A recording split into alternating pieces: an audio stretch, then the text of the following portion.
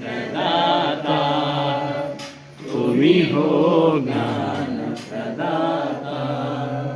सृष्टी स्थिती लय की साक्षी तुम्ही हो, सृष्टी स्थिती लय की साक्षी तुम्ही हो चेतन रूपा, तुम्ही हो चेतन रूपा. आव गुरुदेव दर्शन दीजो, आव गुरुदेव दर्शन दीजो, तुम्ही हो ज्ञान प्रदाता, तुम्ही हो ज्ञान प्रदाता. अनाथनाथ दीन बंधु, अनाथनाथ दीन बंधु, तुम्ही हो आनंद रूपा, तुम्ही हो आनंद रूपा. आव गुरुदेव दर्शन दीजो, आव गुरुदेव दर्शन दीजो, तुम्ही हो ज्ञान प्रदाता, तुम्ही हो ज्ञान प्रदाता.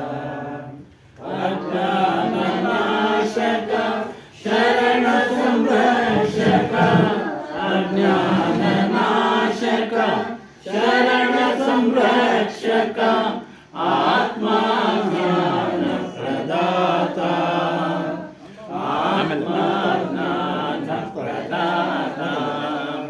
आव गुरुदेव दर्शन दीजो, आव गुरुदेव दर्शन दीजो, तुम्ही हो ज्ञान प्रदाता, तुम्ही हो ज्ञान प्रदाता.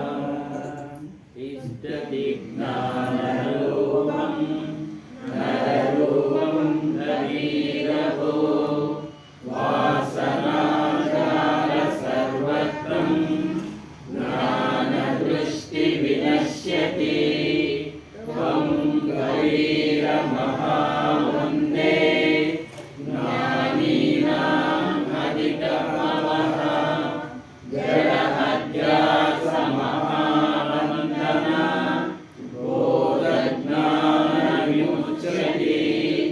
नमोऽस्तुते कबीरस्य साधुवृन्द, नमोऽस्तुते गोस्वामी धर्मदासस्य वन्दनं च पुनः पुनः. बोलिए श्री सत्यनामादि कबीर साहेब की जय, सद्गुरु श्री हनुमान साहेब की जय, गुरु माता जी की जय, साधी सुनीता साहेब की जय, सर्व संत महंत की जय.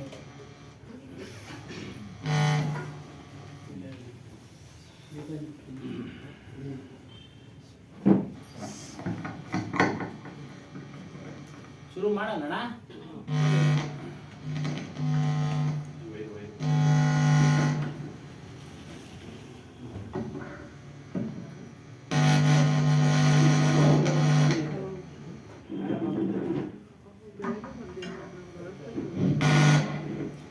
ಮುಟ್ಟಿದ್ರೆ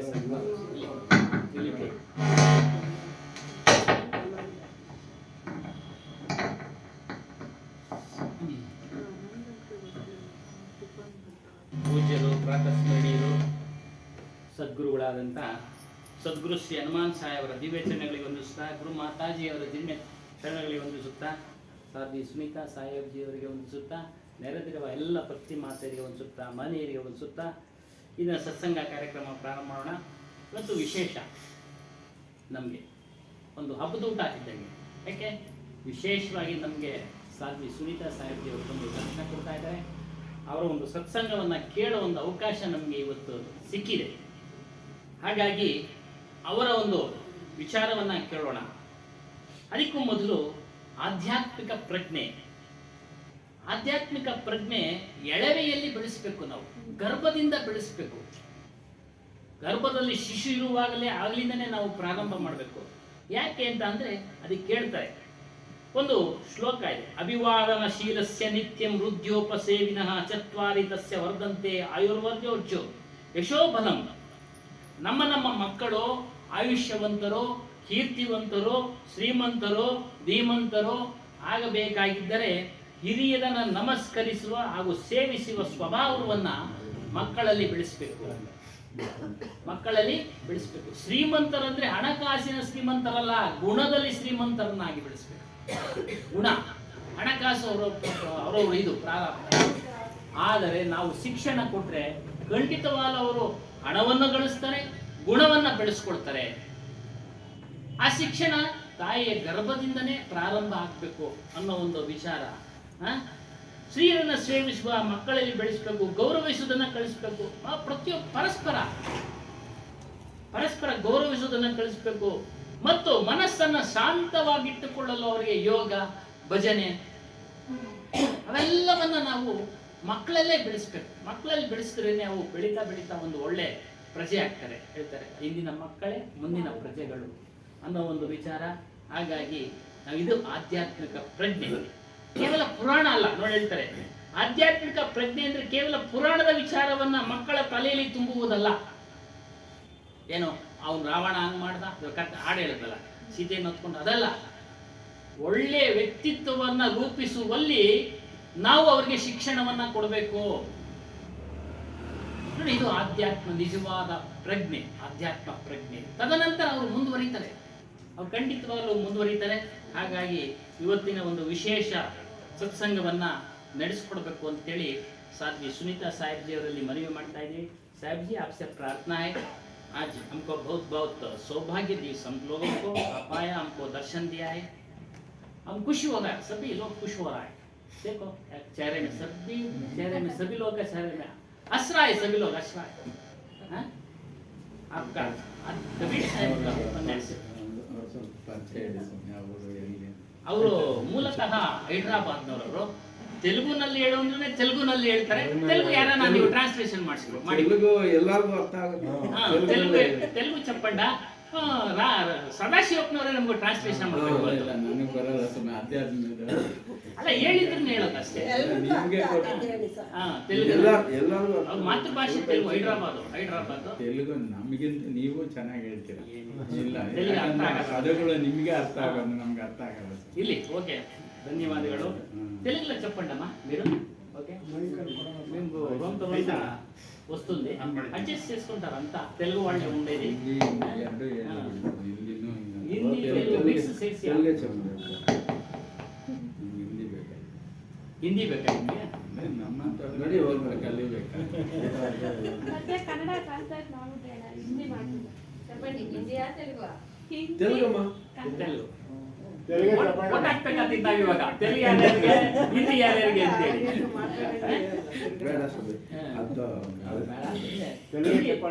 తెలుగులో చెప్పండమ్మా. 50% తెలుగు, 50% హిందీ. మీకు ఎట్లా అనుకూలంగా అనుకోండా? రిక్వైర్మెంట్ తెలుగు ఉందో, కొంత తెలుగు చెప్తాను, కొంత హిందీ చెప్తాను, కొంత ఇంగ్లీష్ కూడా చెప్తాను. ಟ್ರಾನ್ಸಾಕ್ಷನ್ ಮಾಡ್ತಾರಲ್ಲ, ಪ್ರಯತ್ನ ಮಾಡ್ತೀನಪ್ಪ.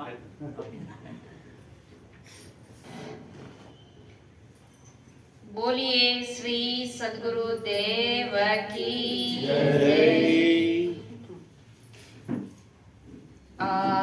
आत्मराम स्वतः पद पूरन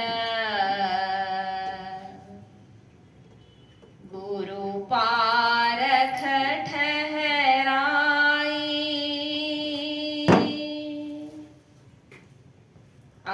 आत्मराम स्वतः पद पूरण गुरु पारख ठहराई। कहीं कबीर ठहर पद अपने दूजा काल कसाई। संतो दूजा काल कसाई। ప్రాతస్మరణీయులైన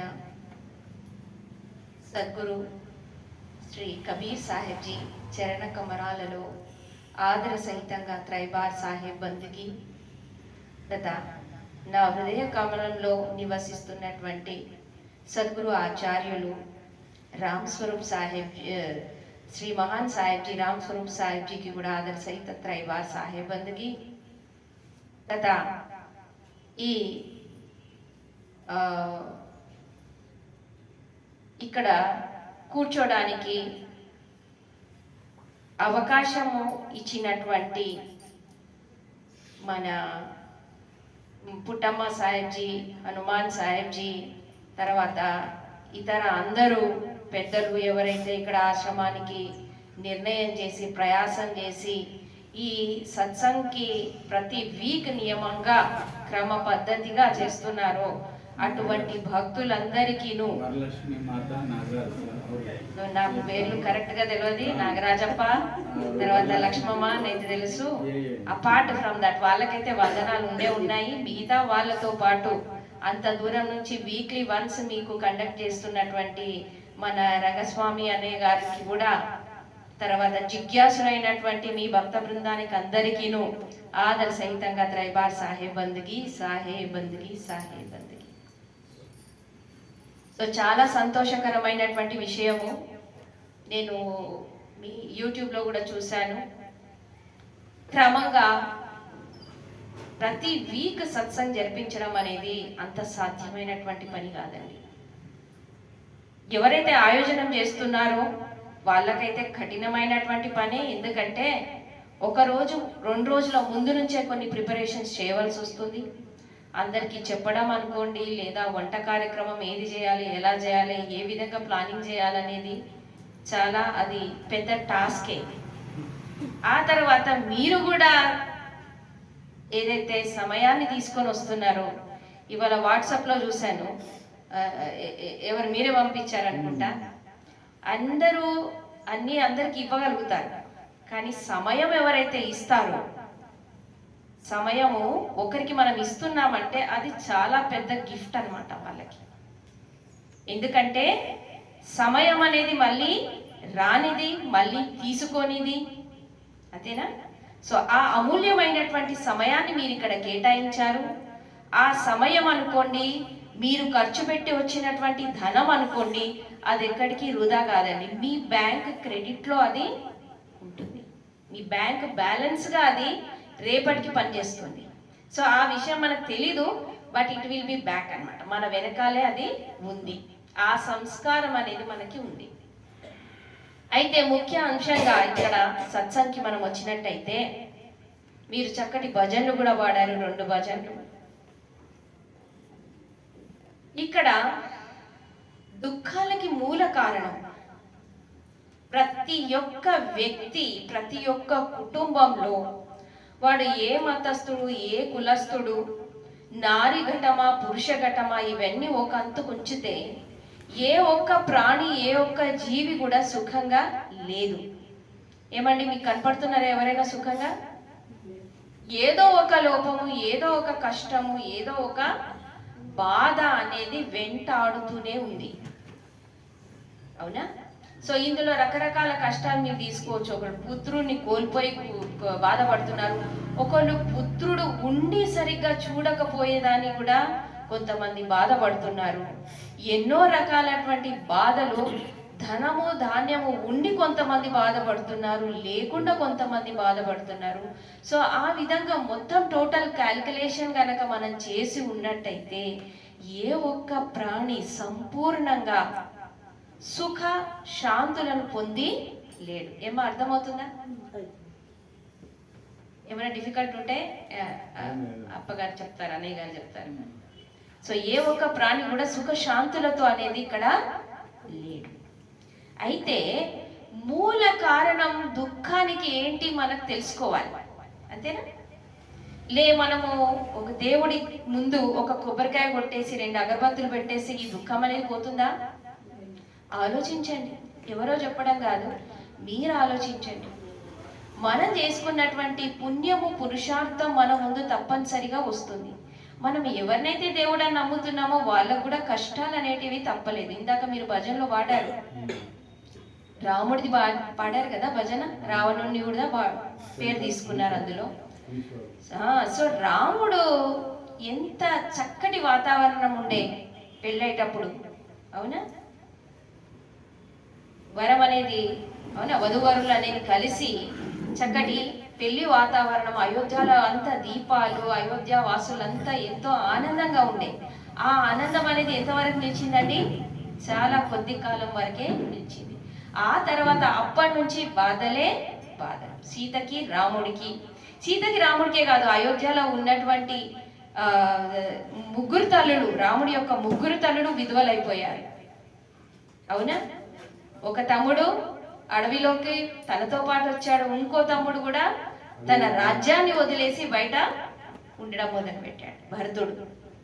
సో ఏ ఒక్క ప్రాణి అనేది అయోధ్యలో సుఖం శాంతులతో లేరు. సో అనడానికి కారణం ఏంటంటే, ఇక్కడ ఎవరైతే శరీరాన్ని ధరించారో ముఖ్య కారణం, దుఃఖానికి ముఖ్య కారణం అనేది దేహము. ఏంటండి? దేహము, అవునా? ముఖ్య కారణం దేహం. మరి ఇక మీరు అనుకోవచ్చు, మరి దేహం అయితే దొరికిందమ్మా, మరి మేము ఏం చేయాలి? దేహం అయితే దొరికింది, దీన్ని ఏం చేస్తారు? సో దాన్ని ఏమి చేసేది లేదండి. దేహం అనేది దొరికింది, దేహంతో పాటు ఏముంది? మనం శిశువు పుడతాడు, శిశువు అంటే బిడ్డ పుట్టాడు. బిడ్డ పుట్టగానే బిడ్డతో పాటు ఏమేమి వచ్చిందమ్మా? బిడ్డతో సంబంధాలు వచ్చాయి. బిడ్డతో పాటు సంబంధాలు ఉన్నాయా లేదా? బిడ్డకి తల్లిదండ్రులు, అన్న, అక్క, అత్త, మామ, అవునా? వీళ్ళంతా ఎవరు? అమ్మమ్మ, నాన్నమ్మ, వీళ్ళంతా సంబంధాలు. సో ఆ సంబంధాలలో కూడా మళ్ళీ దుఃఖమే ఉంది. ముఖ్య దుఃఖానికి కారణం ఏంటి అనేది మనం టాపిక్ నేర్చుకుంటున్నాం ఇవాళ. ఎందుకంటే ప్రతి ఒక్క జీవి దుఃఖాలలో అలమడిస్తున్నాడు. సో ఆ దుఃఖాల నుంచి నివృత్తి కావాలంటే మనం ఫార్ములా తెలుసుకోవాలి, ముఖ్యంగా ఫార్ములా, అవునా? ఏ విధంగా మనం ఆ దుఃఖాల నుంచి బయట పడగలుగుతాము అని. ఫస్ట్ దుఃఖం ఎందుకు వస్తుంది అని తెలుసుకుంటే గనక ఆ దుఃఖాల నుంచి మనము తేలిగ్గా బయటపడడానికి అవకాశము ఉంటుంది, అంతేనా? అయితే ముఖ్యమైన కారణం ఏంటంటే దేహము. దేహం నుంచి మనకు లభించేది ఏంటంటే దేహ సంబంధాలు. దేహం నుంచి దేహ సంబంధాలు వస్తున్నాయి. ఆ సంబంధాలలో కూడా ఏ విధంగా ఇక్కడ బిడ్డ పెరుగుతూ ఉన్నాడు, ఆ విధంగా మిత్రు బంధువులు కూడా పెరుగుతూనే ఉంది, అవునా?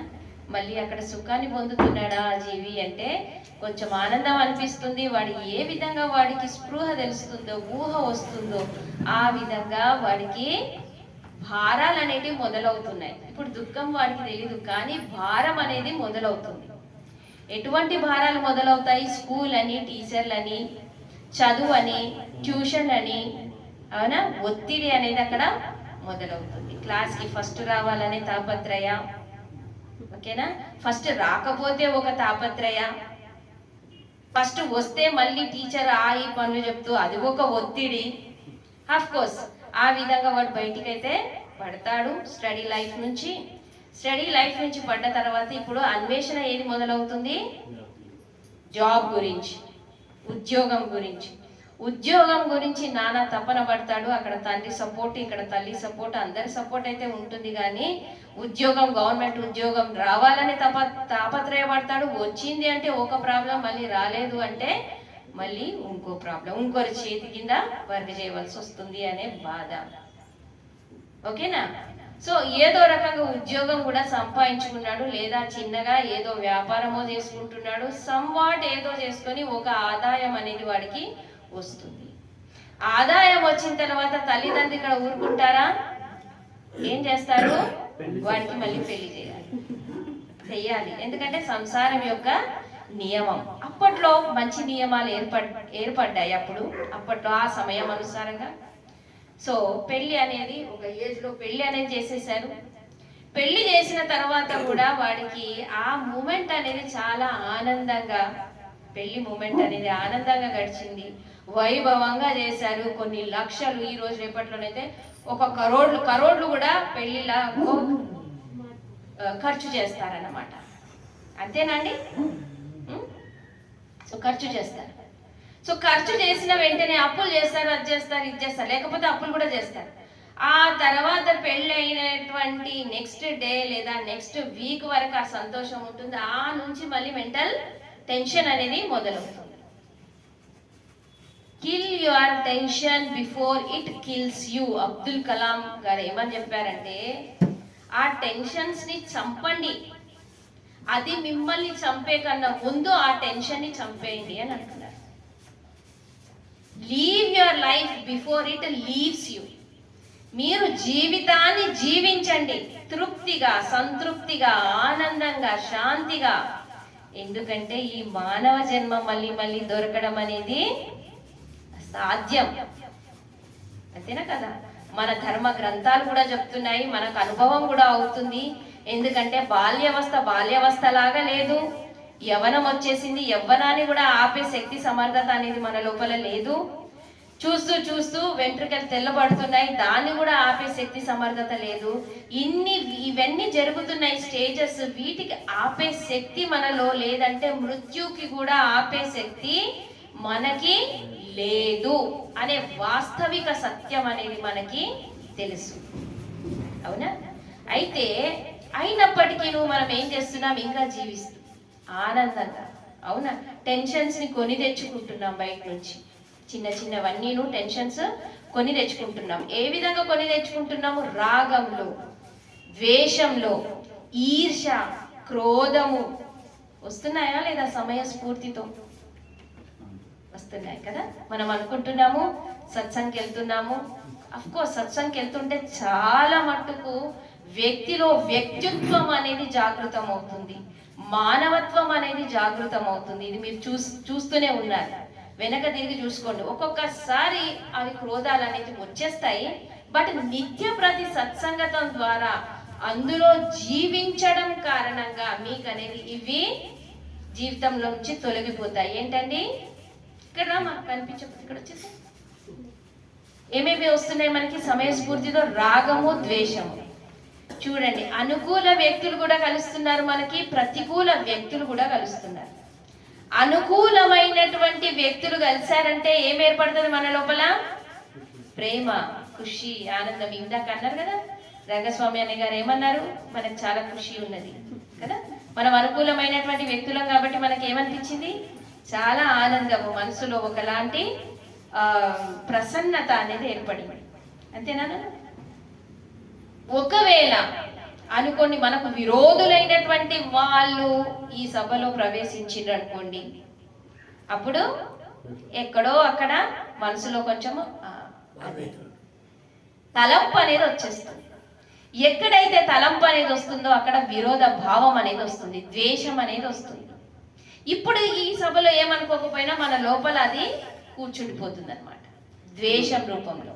రాగద్వేషాలు మనిషికి దేవుడు సృష్టించి ఇచ్చిండేదా లేదంటే తానే ఉత్పత్తి చేసుకో? లేదండి, దేవుడు ఎప్పుడూను మీరు ఉన్నాడు అని దేవుడు అనుకుంటుంటే అటువంటి ఉన్నతమైనటువంటి దేవుడు ఎప్పుడూను ద్వేషాలు, రాగాలు ఇవ్వడు.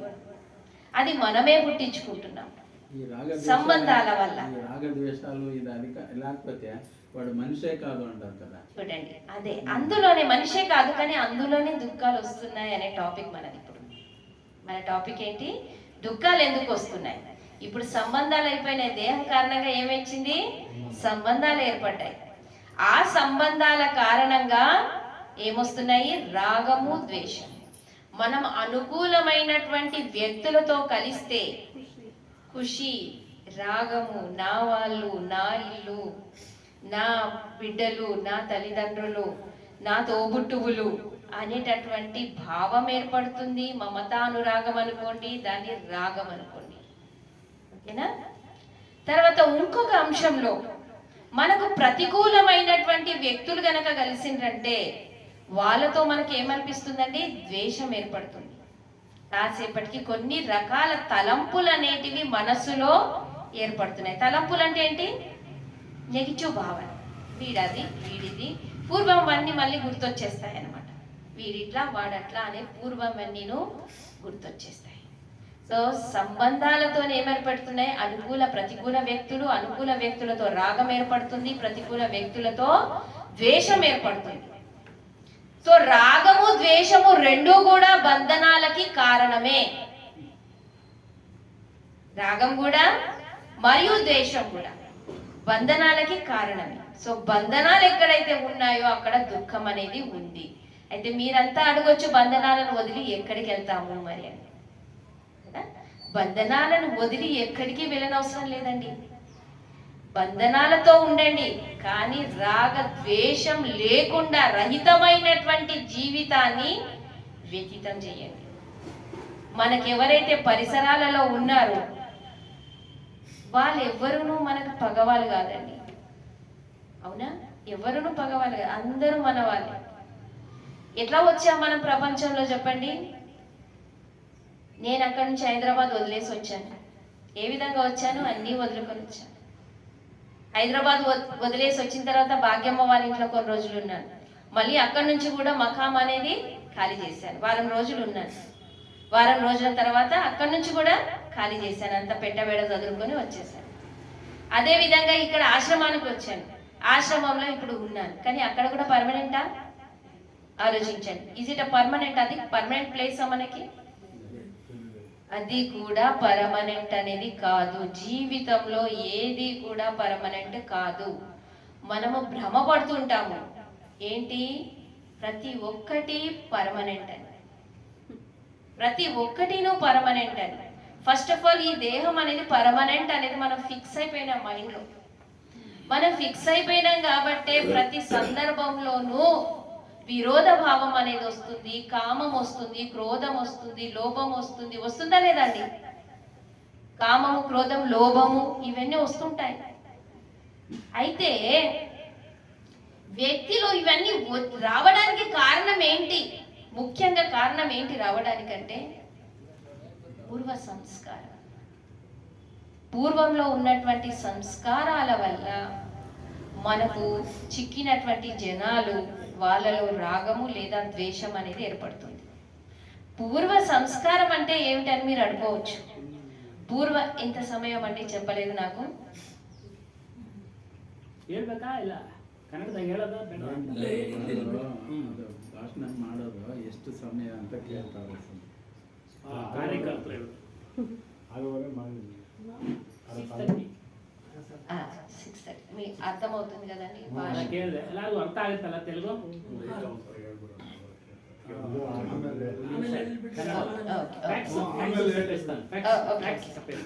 ಓಕೆ. ಸಾರಾಂಶ ಹೇಳ್ತೀನಿ ಅಷ್ಟೇ. ಮೊಟ್ಟ ಮೊದಲಿಗೆ ಸುನೀತಾ ಸಾಹೇಬ್ಜಿಯವರು ರಾಮ್ ಸ್ವರೂಪ್ ಸಾಹೇಬ್ರನ್ನ, ಮಹಾನ್ ಸಾಹೇಬ್ರನ್ನ ಮತ್ತು ಹನುಮಾನ್ ಸಾಹೇಬ್ರನ್ನ, ಮಾತಾಜಿ ಪುಟ್ಟಮ್ಮ ಅವ್ರನ್ನ ಮತ್ತು ವರಲಕ್ಷ್ಮಿ ಅವ್ರನ್ನ, ನಾಗರಾಜ್ ಅವ್ರನ್ನ ಎಲ್ಲರನ್ನ ಮತ್ತು ಇಲ್ಲಿ ನೆಲೆದಿರೋರಿಗೆಲ್ಲರಿಗೂ ಒಂದು ವಂದನೆಗಳು ಸಲ್ಲಿಸಿದ್ರು. ಸಾಹೇಬರಿಗೆ ಮತ್ತು ಇಲ್ಲಿ ಪ್ರತಿ ಸೋಮವಾರ ಆಯೋಜನೆ ಮಾಡಿರ್ತಕ್ಕಂಥ ಸತ್ಸಂಗ ಚೆನ್ನಾಗಿ ನಡೀತಾ ಇದೆ. ಇದನ್ನು ನಡೆಸೋದಕ್ಕೆ ಕಷ್ಟ, ಖಂಡಿತ ಕಷ್ಟ. ಅದನ್ನೆಲ್ಲ ಎಲ್ಲರೂ ಸಮರ್ಥವಾಗಿ ನಿಭಾಯಿಸ್ತಾ ಇದ್ದಾರೆ. ಇಲ್ಲಿರೋರೆಲ್ಲ ಮಹನೀಯರು, ಮಹಿಳೆಯರು, ಸೇವಾಕರ್ತರುಗಳು ಎಲ್ಲರೂ ಸಹ ಯಾರ್ಯಾರು ಭಾಗಿಯಾಗ್ತಾ ಇದ್ದಾರೆ ಎಲ್ಲರೂ, ಅವರು ಸಹ, ನೀವು ಸಹ ಇಲ್ಲಿ ಊಟನೂ ಸಿಗ್ತದೆ. ಅದನ್ನೇ ಹೇಳ್ತೇನೆ, ಎಲ್ಲರೂ ನೀವು ಭಾಗವಹಿಸಿ ಅದನ್ನ ಯಶಸ್ಸಿನ ತೆಗೆದುಕೊಂಡು ಹೋಗ್ತಾ ಇದ್ದಾರೆ. ಭಾಗವಹಿಸೋರು ಸಹ ಪ್ರತಿಯೊಬ್ಬರಿಗೂ ಸೇರುತ್ತೆ ಅವ್ರು ಹೇಳಿರೋದು. ಹಾಗಾಗಿ ಇದು ನಿಮಗೆ ಬ್ಯಾಂಕ್ ಕ್ರೆಡಿಟ್ಗೆ ಹೆಂಗೆ ದುಡ್ಡು ಕಟ್ಟರೆ ಕ್ರೆಡಿಟ್ ಜಮಾ ಆಗುತ್ತೋ ಆ ರೀತಿ ನಿಮಗೆ ಪುಣ್ಯ ಸಂಸ್ಕಾರ ಆಗ್ತಾ ಕ್ರೆಡಿಟ್ ಆಗ್ತಾ ಇರುತ್ತೆ ನಿಮ್ಮ ಬ್ಯಾಂಕ್ ಬ್ಯಾಲೆನ್ಸ್. ಈ ನಿಮ್ಮ ಬ್ಯಾಂಕ್ ಬ್ಯಾಲೆನ್ಸ್ನ ಯಾರಿಗೂ ಅಲ್ಲೂ ವರ್ಗಾವಣೆ ಮಾಡಲ್ಲ. ಅಲ್ಲಿ ಬೇಕಾದ್ರೆ ಚೆಕ್ ಕೊಟ್ಟರೆ, ಸ್ಲಿಪ್ ಕೊಟ್ಟರೆ ವರ್ಗಾವಣೆ ಮಾಡ್ತಾರೆ. ಇಲ್ಲಿ ಮಾತ್ರ ವರ್ಗಾವಣೆ ಸಾಧ್ಯನೇ ಇಲ್ಲ. ಮೊದಲು ನಿಮ್ಗಾಗಲಿ ನಿಮ್ದು ಮನುಗಾಗಲಿ ಆಗೋದಿಲ್ಲ. ಫಿಕ್ಸೆಡ್ ಡಿಪಾಸಿಟ್ ಮಕ್ಕಳಿಗಾಗಲಿ ಆಗಲ್ಲ. ಫಿಕ್ಸೆಡ್ ಡಿಪಾಸಿಟ್ ನಲ್ಲೂ ನಾಮಿನಿ ಮಾಡ್ಬಿಡ್ತೀವಿ, ನಾಮಿನಿ ಕೇಳ್ತಾರೆ. ಆದ್ರೆ ಇಲ್ಲೇ ನಾಮಿನಿ ಗೀಮಿನಿ ಏನಿಲ್ಲ. ಹಾಗಾಗಿ ಎರಡು ಭಜನೆ ಹೇಳಿದ್ರು, ಚೆನ್ನಾಗಿತ್ತು ಭಜನೆಂದು. ಒಟ್ಟಾರೆ ದುಃಖದಲ್ಲಿ ತಗೊಂಡ್ರು. ಮೊಟ್ಟ ಮೊದಲು ದುಃಖದ ಕಾರಣ, ದುಃಖಕ್ಕೆ ಕಾರಣ ಏನು? ಕುಟುಂಬದಲ್ಲಿ ದುಃಖ, ಸಮುದಾಯದಲ್ಲಿ ದುಃಖ, ಸ್ತ್ರೀಯಲ್ಲಿ ದುಃಖ, ಗಂಡಸಿನಲ್ಲಿ ದುಃಖ, ಪ್ರಾಣಿಗಳಲ್ಲಿ ದುಃಖ. ಯಾಕೆ ಕಾರಣ? ಎಲ್ಲ ಇದೆ, ಒಳ್ಳೆ ಮಕ್ಕಳಿದ್ದಾರೆ, ಐಶ್ವರ್ಯ ಇದೆ, ಆದರೂ ಸಹ ನಾವು ಮನುಷ್ಯನಿಗೆ ದುಃಖ ತಪ್ಪಿದ್ದಲ್ಲ. ಪೂಜೆ ಪುನಸ್ಕಾರ ಮಾಡ್ತಾರೆ ದೇವರುಗಳಿಗೆ, ಅವ್ರಿಗೂ ಸಹ ತಪ್ಪಿದ್ದಲ್ಲ, ಅವ್ರಿಗೆ ಅರಿವಾಗ್ತಾ ಇಲ್ಲ. ಸೀತೆಯ ವಿಚಾರ ತೆಗೆದುಕೊಂಡ್ರು. ರಾಮ ಸೀತೆ ಎಷ್ಟು ಸಂತೋಷವಾಗಿದ್ರು, ಎಷ್ಟು ಗಂಟೆಗಳ ಕಾಲ ಆಯ್ತು, ಒಂದೇ ರಾತ್ರಿ ಮದುವೆ ಆಯ್ತು, ಬಂದ್ರು ಮನೆಗೆ, ಅತ್ತೆ ಮನೆಗೆ ಸೊಸೆ ಬಂದ್ಲು ಸೀತಾದೇವಿ, ಎಲ್ಲರೂ ಸಂತೋಷ, ಊರಿನ ಜನ ಎಲ್ಲ ಸಂತೋಷ. ಒಂದ್ ರಾತ್ರಿಗೆ ಚೇಂಜ್. ಇವತ್ತು ಹೇಳ್ತಾನೆ ದಶರಥ, ನಾಳೆ ನಿನ್ ಪಟ್ಟಾಭಿಷೇಕ ಬೆಳಿಗ್ಗೆ, ನಾಳೆ ಬೆಳಿಗ್ಗೆ ಹೇಳ್ತಾನೆ, ರಾತ್ರಿ ಚೇಂಜ್ ಆಗ್ಬಿಡುತ್ತೆ. ಏನು ಲೇಟ್ ತಿರುವಾಗ್ತಂಗೆ, ಏನು ಕೈಗೆ ತೆಗೆದು ಬಿಡ್ತಾಳೆ. ಆಗ ಎಲ್ಲರೂ ದುಃಖ ಪಡ್ತಾರೆ, ವನವಾಸಕ್ಕೆ ಹೋಗ್ಬೇಕು ಅಂತೇಳಿ. ಈ ಶರೀರ ಕಾರಣ, ದುಃಖಕ್ಕೆ ಕಾರಣ ಏನು ಅಂದ್ರೆ ಶರೀರ, ದೇಹ ಸಂಬಂಧಿಕರು, ರಿಲೇಷನ್ಸು, ಇವೆಲ್ಲ. ಇದನ್ನ ಬಿಡುಗಡೆ ಆಗೋದಕ್ಕೆ ಸೂತ್ರ, ಫಾರ್ಮುಲಾ ತಿಳ್ಕೊಳ್ಬೇಕು. ಏಕೆ ದುಃಖ ಬರುತ್ತೆ? ದೇಹದಿಂದ, ದೇಹ ಸಂಬಂಧ ದೇಹ ಬೆಳೀತಾ ಇದ್ದಂಗೆ ಎಲ್ಲಾ ಬಂಧು ಮಿತ್ರರು ಬೆಳೀತಾ ಇರ್ತಾರೆ. ಆಮೇಲೆ ಆ ಬಾಲ್ಯಾವಸ್ಥೆಯಲ್ಲಿ ಅವನಿಗೆ ಓದೋ ಒತ್ತಡ, ಭಾರ, ನಂತರ ಕೆಲಸದ ಭಾರ, ಕೆಲಸ ಸಿಕ್ಕಿದ ಮೇಲೆ ಸಿಕ್ಕಿದ್ರು ಕಷ್ಟ, ಸಿಗದೇ ಇದ್ರು ಕಷ್ಟ, ಎಲ್ಲೂ ಸುಖ ಇಲ್ಲ ಸ್ವಾಮಿ. ನಮ್ಮ ಅನುಭವದ ಪ್ರಕಾರ ನಾವು ಒಂದು ಸರ್ಕಾರಿ ಕೆಲಸದಲ್ಲಿದ್ವಿ, ಸುಖ ಸುಮ್ಮನೆ ನೆಪ ಮಾತ್ರ ಅಷ್ಟೇ. ಯಾಕಂದ್ರೆ ಜೀವನ ದುಡಿಸ್ಬೇಕು, ಜೀವನ ಕಳಿಬೇಕು, ಕಳೆದ್ವಿ. ದುಃಖ ಎಲ್ಲಾ ಕ್ಷೇತ್ರಗಳಲ್ಲೂ ದುಃಖ ಇದೆ. ಇನ್ನು ಕೆಲಸ ಸಿಗ್ತಾನೆ, ತಂದೆ ತಾಯಿಗಳಿಗೆ ಏನು ಯೋಚನೆ, ಮದುವೆ ಮಾಡೋ ಯೋಚನೆ, ಆತನಿಗೆ ಮದುವೆ ಮಾಡ್ತಾರೆ, ಮೋದಿಗೆ ಸುಖ ಇಲ್ಲ, ಖಂಡಿತ ಸುಖ ಇಲ್ಲ, ಜಾಸ್ತಿ ಒತ್ತಡ, ಯಾರಿಗೂ ಸುಖ ಇಲ್ಲ ಸ್ವಾಮಿ. ಅದನ್ನೇ ಹೇಳ್ತಾರೆ, ಯಾರಿಗೂ ಸುಖ ಇಲ್ಲ. ಏನೇ ಇದ್ರು ಅವರು ಸಾಮಾಜಿಕ ದೃಷ್ಟಿಯಿಂದ ಒಳ್ಳೆ ಕೆಲಸಗಳನ್ನ ಮಾಡ್ತಾ ಇದ್ದಾನೆ, ಅದರಿಂದ ಸಿಕ್ಕಿದ್ರೆ ಸಿಗ್ಬೋದು ಅವನಿಗೆ, ನಂಬಿಕೆ. ರಾಜಕೀಯಕ್ಕೆ ಹೋಗೋದು ಬೇಡ. ಸಾಹೇಬ್ ಬಂದವ್ರೆ ನಮ್ಗೆ ಹೊಸ ವರ್ಷಕ್ಕೆ ಉಡುಗೊರೆ ಕೊಡೋದಿಕ್ಕೆ ಬಂದಿದ್ದಾರೆ. ನಾವು ರಾಜಕೀಯದಲ್ಲ ಆ ಕಡೆ ಪಕ್ಕಕ್ಕಿಡೋಣ. ಹೊಸ ವರ್ಷ ನಾಳೆ, ಈಗಲೇ ಉಡುಗೊರೆ ಕೊಡ್ತಾ ಇದ್ದಾರೆ, ಅದನ್ನು ವಿಚಾರ ಮಾಡೋಣ. ಟೆನ್ಷನ್ ಮನುಷ್ಯ ಒಟ್ಟಾರೆ ಮದುವೆ ಮಾಡ್ತಾರೆ, ಸಾಲ ಮಾಡಿ ಮದುವೆ ಮಾಡ್ತಾರೆ, ಕೋಟಿಗಟ್ಟಲೆ ಕೆಲಸ ಮಾಡ್ತಾರೆ. ಈ ರೀತಿಯಾಗಿ ಒಟ್ಟಾರೆ ಟೆನ್ಷನ್. ನಾವು ಯಾವುದನ್ನು ತಡೆಯಕ್ಕೆ ಸಾಧ್ಯ ಇಲ್ಲ. ನಮ್ಗೆ ಬಾಲ್ಯ ತಡೆಯಕ್ಕೆ ಸಾಧ್ಯ ಇಲ್ಲ, ಮುಪ್ಪು ತಡೆಯಕ್ಕೆ ಸಾಧ್ಯ ಇಲ್ಲ, ಯೌವನ ತಡೆಯಕ್ಕೆ ಸಾಧ್ಯ ಇಲ್ಲ, ಮೃತ್ಯುನಂತೂ ತಡೆಯಕ್ಕೆ ಸಾಧ್ಯ ಇಲ್ಲ. ಇದೆಲ್ಲ ವಾಸ್ತವಿಕ ಸತ್ಯ. ಇದೆಲ್ಲ ಗೊತ್ತಿದ್ದು ಮನುಷ್ಯ ಟೆನ್ಷನ್. ಕಾರಣ ಏನು? ರಾಗದ್ವೇಷ. ಸತ್ಸಂಗಕ್ಕೆ ಬರ್ತಾ ಇದ್ದೀವಿ, ಹೋಗ್ತಾ ಇದ್ದೀವಿ, ಒಳ್ಳೇದೇ. ಸತ್ಸಂಗದಲ್ಲಿ ನಮ್ಗೆಲ್ಲವನ್ನ ತಿಳಿಸ್ಕೊಡ್ತಾ ಇದ್ದಾರೆ, ಕಬೀರ್ ಸಾಹೇಬರು ತಿಳಿಸ್ಕೊಡ್ತಾ ಇದ್ದಾರೆ. ಏನು ಜಾಗ್ರತೆಗೊಳಿಸ್ತಾ ಇದ್ದಾರೆ. ಅತಿಯಾಗಿ ರಾಗ ಮಾಡಬೇಡ, ದ್ವೇಷ ಮಾಡಬೇಡ. ವ್ಯಕ್ತಿಗಳು ಸಿಕ್ಕದಂಗೆಲ್ಲ ನಮ್ಗೆ ದ್ವೇಷನೂ ಆಗುತ್ತೆ. ಒಳ್ಳೆ ನಮ್ಗೆ ಅನುಕೂಲಕರ ವ್ಯಕ್ತಿ ಸಿಕ್ಬಿಟ್ರೆ, ಸ್ನೇಹಿತ ಸಿಕ್ಬಿಟ್ಟು ಬಂದು ಕುತ್ಕೊಂಡ್ರೆ ನಾವು ಖುಷಿ. ಅದೇ ಆಗದೆ ಇರತಕ್ಕಂಥ ವ್ಯಕ್ತಿ ಬಂದು ಕುತ್ಕೊಂಡ್ಬಿಟ್ರೆ ಆಗಲೇ ನಮ್ಮ ಮನಸ್ಸಿನಲ್ಲಿ ದ್ವೇಷ ಉಂಟಾಗುತ್ತೆ. ಏನೇನೋ ಯೋಚನೆಗಳು, ಸತ್ಸಂಗ ಹೇಳ್ತಾ ಇರೋರ್ಗೂ ಯೋಚನೆ, ಕೇಳ್ತಾ ಇರೋರ್ಗೂ ಯೋಚನೆ ಬಂದ್ಬಿಡ್ತೀವಿ. ಆಗದೆ ಇರತಕ್ಕಂಥ ವ್ಯಕ್ತಿ ಬಂದು ಕುತ್ಕೊಂಡ್ರೆ. ಹಾಗಾಗಿ ಆ ಒಂದು ರಾಗದ್ವೇಷಗಳನ್ನ ನಾವು ನಿಯಂತ್ರಣಕ್ಕೆ ಬಿಡಬೇಕು. ಅವುಗಳನ್ನ ಬಿಡಬೇಕು. ನೆಗೆಟಿವ್ ಯೋಚನೆ ಮಾಡೋದು ಬಿಡಬೇಕು. ಒಟ್ಟಾರೆ ಅವೆರಡೂ ಕೂಡ ಬಂಧನಕ್ಕೆ ಕಾರಣ. ಬಂಧನ ಇದ್ದೇ ಇದೆ, ಇಲ್ಲ ಅಂತ ಹೇಳ.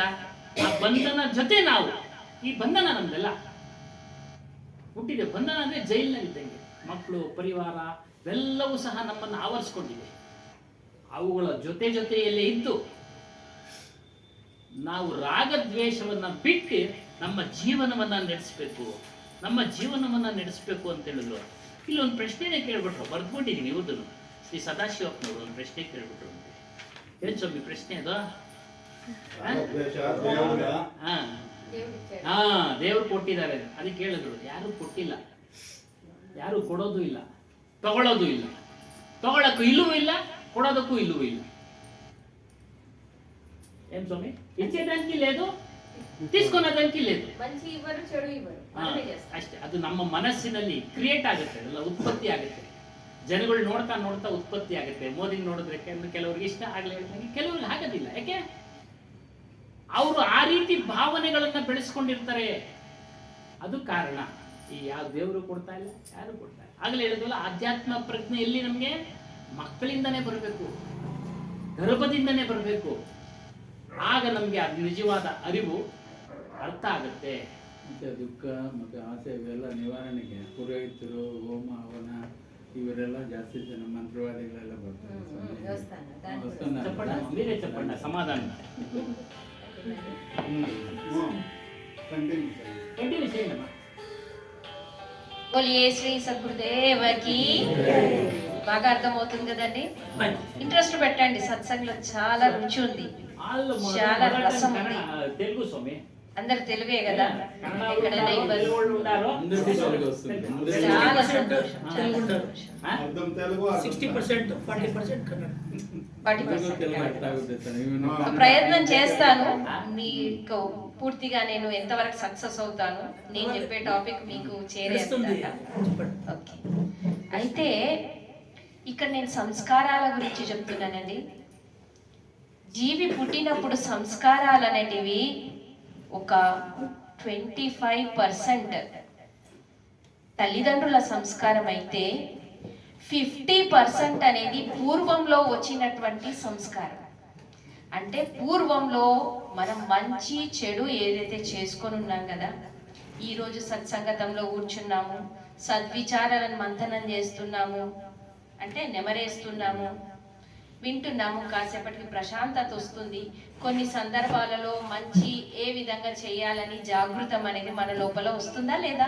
వస్తుంది. ఒక 10 వింటే 2 ఎక్కుతున్నాయి, 2 ఎక్కితే 1 మనము ఎప్పుడు అప్పుడు చేస్తున్నాము కదమ్మా, చేస్తున్నాం. అయితే ఇక్కడ 50% అనేది పూర్వ సంస్కారం అనేది క్యారీ ఫార్వర్డ్ అవుతుంది. భాగం చేస్తాం కదా, మైనస్ చేసినప్పుడు ఇక్కడ నుంచి బారో తీసుకుంటాం కదా, అట్లా పూర్వం నుంచి బారో తీసుకుంటున్నాం. మనం మంచి చెడు చేసుకునేదాన్ని మనం ముందుకు వస్తుంది. ఎవరు ఇక్కడ మనకి ఇవ్వరు. ఏ దేవీ దేవతలు కూర్చొని నీకు పాపము, నీకు పుణ్యము, నీకు సుఖము, నీకు దుఃఖము ఇవ్వడానికి అవకాశం ఉందా? మీరంతా పేరెంట్స్ అయి ఉంటారు, బహుశా 90% అయితే పేరెంట్సే మీరందరూ. మరి మీరు పేరెంట్స్ అయినప్పుడు మీకు 2 బిడ్డలు ఉన్నారు. మీకు 2 బిడ్డలలో ఒకరికి మంచి లైఫ్ ఇచ్చేస్తారు, సుఖం ఇచ్చేస్తారు, ఇంకొకరికి దుఃఖంలోకి పడేస్తారా? యాజ్ ఎ పేరెంట్, మీరు పేరెంట్ అయితే అర్థమైందప్ప. మీరు పేరెంట్ కనుక అయితే ఒక బాబుకి మంచి లైఫ్ ఇచ్చి ఇంకొక బాబుకి వాడికి చదువు లేకుండా ఏమి ఇవ్వకుండా ఎక్కడికి పంపించకుండా ఉద్యోగానికి పంపించి చిన్నప్పటి నుంచి అట్లా ఏమైనా చేస్తారా అండి? చెయ్యరు. అదే విధంగా మీరు తల్లిదండ్రులయ్యే మీ బిడ్డలకి ఈ విధంగా చేయకపోతే, ఒకవేళ మీరు అనుకుంటున్నటువంటి ఆ భగవంతుడు ఉన్నాడు, దేవీ దేవతలు ఉన్నారు అని అనుకుందాము, అయితే వాళ్ళు ఒకరికి సుఖము ఒకరికి దుఃఖం ఎందుకు ఇస్తారమ్మా? కనుక ఎవరికి సుఖము దుఃఖము ఇవ్వడం లేదు. ఆ సుఖము దుఃఖము ఏదైతే దొరికిందో అది తొలగించడానికి అవకాశమే లేదు. మన పురోహితులు చెప్తారు, హోమం చేస్తే శాంతి ఏర్పడుతుంది, అవునా? మంత్రాలు, తంత్రాలు, యోగాలు, జపాలు, తర్వాత ఉపవాసాలు, ఏమా అర్థమవుతుందా? ఉపవాసాలు, తర్వాత అసలు మౌన వ్రతాలు, ఇట్లాంటివి గనక మనం చేసినట్టయితే ఆ తల్లి ఖుషి అయిపోతుంది, మనకి వరాలను ఇచ్చేస్తుంది, మనకు వచ్చిన దుఃఖాలు తొలగిపోతాయి. అవుతాయా అండి? ఇవి కొంచెము నెమ్మదిగా ఆలోచించి చూడండి. ఇట్లాంటివన్నీ ఏవి జరిగేది లేదు. ఎందుకంటే మనం చేసుకున్నటువంటివి ప్రతి ఒక్కటి మనకు అనుభవించవలసి వస్తుంది. అది మంచి చేసినా అనుభవించాలి, చెడు చేసినా కూడా అనుభవించాలి. అది ప్రారబ్ధ కర్మం అంటున్నారు కదా సార్, అది ప్రారబ్ధ కర్మం. సో ప్రారబ్ధ కర్మం అనేది ఎంత క్యారీ ఫార్వర్డ్ అవుతుందండి? 50% ప్రారబ్ధంలో, అంటే పూర్వంలో మనం చేసుకున్నటువంటి మంచి చెడులు మనతో పాటు వచ్చినట్టయితే, తల్లిదండ్రులు ఇచ్చినటువంటి మంచి సంస్కారము 25% ఉంటుందండి. 25% తల్లిదండ్రులు కూడా బోధన చేస్తారు, పిల్లలకు ఒక క్రమశిక్షణ అంటూ పెడతారు. అది 25%. అది 25% రిఫ్లెక్ట్ అవుతుంది, ఇమేజ్ ఇస్తుంది అది, అవునా? అయితే కొంచెం నాదొక సమస్య ఏమంటే, చాలా నుంచి నాకు పూర్వజన్మ సుకృతం అంటారు కదా, నేను పూర్వజన్మలో నేను మనిషి అయిందానా అని నాకు ఎట్లా గుర్తు అవుతుంది.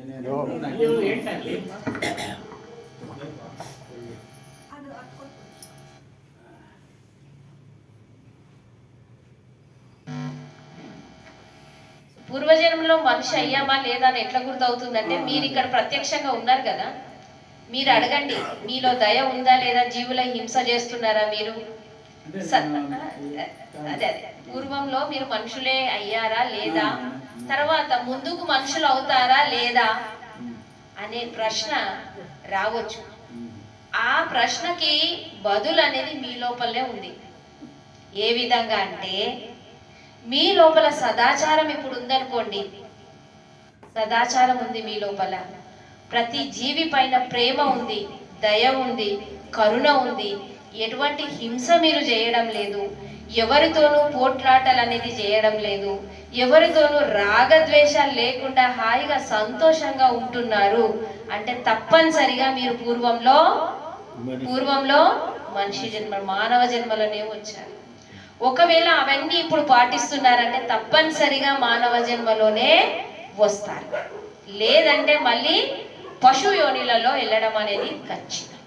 ఓకేనా? ఈ నా టాపిక్ అయిపోయిన తర్వాత మళ్ళీ మనము మీ ప్రశ్నలకు అన్నిటికీ ఇప్పుడు ఆన్సర్ దొరుకుతుంది నా టాపిక్ లో. ఓకేనా? అయితే నేనేం చెప్తున్నాను, 50% అనేది మన పూర్వ సంస్కారం అయినట్టయితే మీ క్వశ్చన్స్ ఏవైతే రేజ్ అవుతున్నాయో నాకు ఇక్కడ క్లిక్ అవుతుంది, దానికి ఆన్సర్స్ అన్ని మీకు వస్తుంటాయి చూడండి. ఓకేనా? మిగతా 25% అనేది తల్లిదండ్రులు ఇచ్చినటువంటి సంస్కారం కదా. దాదాపు తల్లిదండ్రులు మంచి సంస్కారాలనే ఇస్తారు దాదాపు. ఇక వాళ్ళు హై కల్చర్లో గనక ఉన్నట్టయితే అది చెప్పలేము కదా, కానీ మ్యాక్సిమం వరకు తల్లిదండ్రులు మంచి సంస్కారాలని ఇస్తారు పిల్లలకి. వాడు మంచి సంస్కారాలు ధరించిన తర్వాత కూడా ఏదో ఒక దారి కొంచెము రైల్ పట్రాలు తప్పిపోతుంది అనమాట. ట్రైన్ పట్రాలు తప్పిపోతే పడిపోతుందా లేదా, అట్లా ఆ విధంగా జరగచ్చు. ఇక 100%లో ఇంకెంత మిగిలిపోయిందండి, ఇంకో 25% మిగిలిపోయింది. ఆ 25% అనేది ఏమని చెప్పుకోవచ్చు మీరు? పోయే రూట్ల ఏమన్నా ప్రెసెంట్ నడుస్తూ ఉంటుంది కదా, దానిపైన డిపెండ్. సాంగత్య బలం, సాంగత్య బలం, సత్సంగ్ చేయాలి. మనం ఏ సాంగత్యంలో ఉన్నాం అనేది చాలా ప్రభావితం చేస్తుంది. అది మిగతా 25% కంపల్సరిగా సంగతి కీజే సాధుకి అరే ఔరికి ప్యార్. సంగతి సాధువుల సంగతి. సాధు అంటే విరక్త మహాపురుషులు, ఎవరైతే మైండ్ అనేది ఎవరిదైతే ఫ్రెష్ గా ఉందో, మనసు అనేది ఎవరిదైతే నిలిచి ఉందో కదా, అటువంటి వ్యక్తులను ఏమంటారు? విరక్త మహాపురుషులు లేదా సాధువులు అంటాం. అటువంటి వ్యక్తుల వద్ద గనక మనం కాసేపు కూర్చున్నట్టయితే వాళ్ళు ఏమి చెప్పకపోయినా పర్వాలేదు, వాళ్ళ ముఖార విందాన్ని చూస్తూ మన మనసు అనేది నిర్మలమైపోతుంది. అంతేనా కదా? అందుకారణంగానే మనం పెద్ద పెద్ద ఫోటోలు పెట్టుకుంటాం, ఎవరున్నా లేకపోయినా ఆ ఫోటోను చూస్తే కాస్త మనసు అనేది ఏమైపోతుందండి? కోమలం అయిపోతుంది. నిర్మలత్వం అనేది భావం మన లోపల వచ్చేస్తుంది కదా. వస్తుందా లేదా? వస్తుంది. అయితే ఈ 25% ఏదైతే ఉందో ఆ 25% అనేది పూర్వంలో ఉన్నటువంటి 70% ని మార్చేసే శక్తి సమర్థత 25% కి ఉంది. అర్థమైందా? 25% సంస్కారం ఏంది? సాంగత్య బలంతో మనకు వస్తుంది, సాంగత్య ప్రభావం అనేది మనకు వస్తుంది. ఆ సాంగత్య ప్రభావంలో పూర్వంలో ఉన్నటువంటి 75% ఉంది కదా, అందులో 70% అనేది రద్దు చేసేస్తుంది. ఎగ్జాంపుల్ మీకు అర్థం చేపిస్తాను నేను ఇప్పుడు. తల్లిదండ్రులు మంచి సంస్కారాన్ని ఒక బిడ్డకి ఇచ్చాడు, అయినప్పటికీ వాడు ఎదిగాడు, స్కూల్కి వెళ్ళాడు, కాలేజ్కి వెళ్తున్నాడు. కాలేజ్కి వెళ్ళిన తర్వాత కూడా సాంగత్యం అనేది సరి అయినది లేదనుకోండి. ఉన్న సాంగత్యం అంతా, ఫ్రెండ్షిప్ అంతా ఎలా ఉంది? దుర్వ్యసనాలలో ఉన్నది. ఇక్కడ గమనించండి, అందరూ ఇక్కడ గమనించండి. మిగతా 25% ఏదైతే ఉందో వాడు ఎవరైతే కలిశారో సాంగత్యంలో 4 ఫ్రెండ్స్ 5 ఫ్రెండ్స్, ఎంతో మంది కాలేజ్లో కొంతమంది ఫ్రెండ్స్ అయితే ఉన్నారు. ఆ ఫ్రెండ్స్లలో ఏమున్నదని దుర్వ్యసనాలు ఉన్నాయి. ఇక దుర్వ్యసనాలు అంటే మీరు చెప్పుకోవచ్చు ఏమేమి ఉన్నాయి, బీడీ సిగరెట్ తాగడము, పబ్కి వెళ్ళడము, అలాంటివన్నీ దుర్వ్యసనాలు అనేటివి వాడి పరిసరాలలో ఉన్నాయి. అర్థమవుతుందా? కానీ వీడికి ఇచ్చినటువంటి సంస్కారం ఎటువంటిది? తల్లిదండ్రులు మంచి సంస్కారాన్ని ఇచ్చారు అంటే 25% మంచిగా ఉంది. అవునా? బాగా ఉంది సంస్కారం వాడి. అయితే కానీ ఇక్కడ ఫ్రెండ్స్ లో కలవాలి. ఆ ఫ్రెండ్స్ ఏమని చెప్తారంటే, ఏ రారా ఎప్పుడు చదువు పురుగులాగా ఉంటావు, రా కొంచెం బయటికి రా, అట్లా ఫ్రెష్ అవుతుంది మైండ్. వాడికి అనిపించింది కరెక్టే కదా, ఫ్రెష్ అవుతుంది, కాసేపు ఫ్రెష్ చేసుకుందాం అనేసి బయటికి వెళ్తాడు. బయటికి వెళ్ళిన తర్వాత క్యాంటీన్కి వెళ్దాం పదు. ఒకరోజు క్యాంటీన్కి వెళ్తాడు. ఓకే, అయిపోయింది. క్యాంటీన్తో ముగియలేదు, వాడు ఫ్రెండ్స్కి లోన్ అవుతున్నాడు దగ్గరికి. వాళ్ళు అంటారు, ఏ ఈవినింగ్ ఇవాళ అక్కడ అందరు కలుస్తాము, మీట్ అవుదాం అందరం చక్కగా, అవునా, గెట్ టుగెదర్ పార్టీకి వెళ్దాం పదండి అని అంటారు.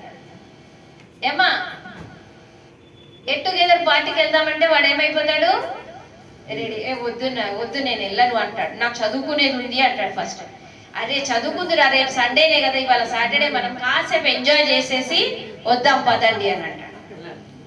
సో ఎంజాయ్ చేసేసి వద్దాము అంటే అప్పటికి ఏమైపోతుంది,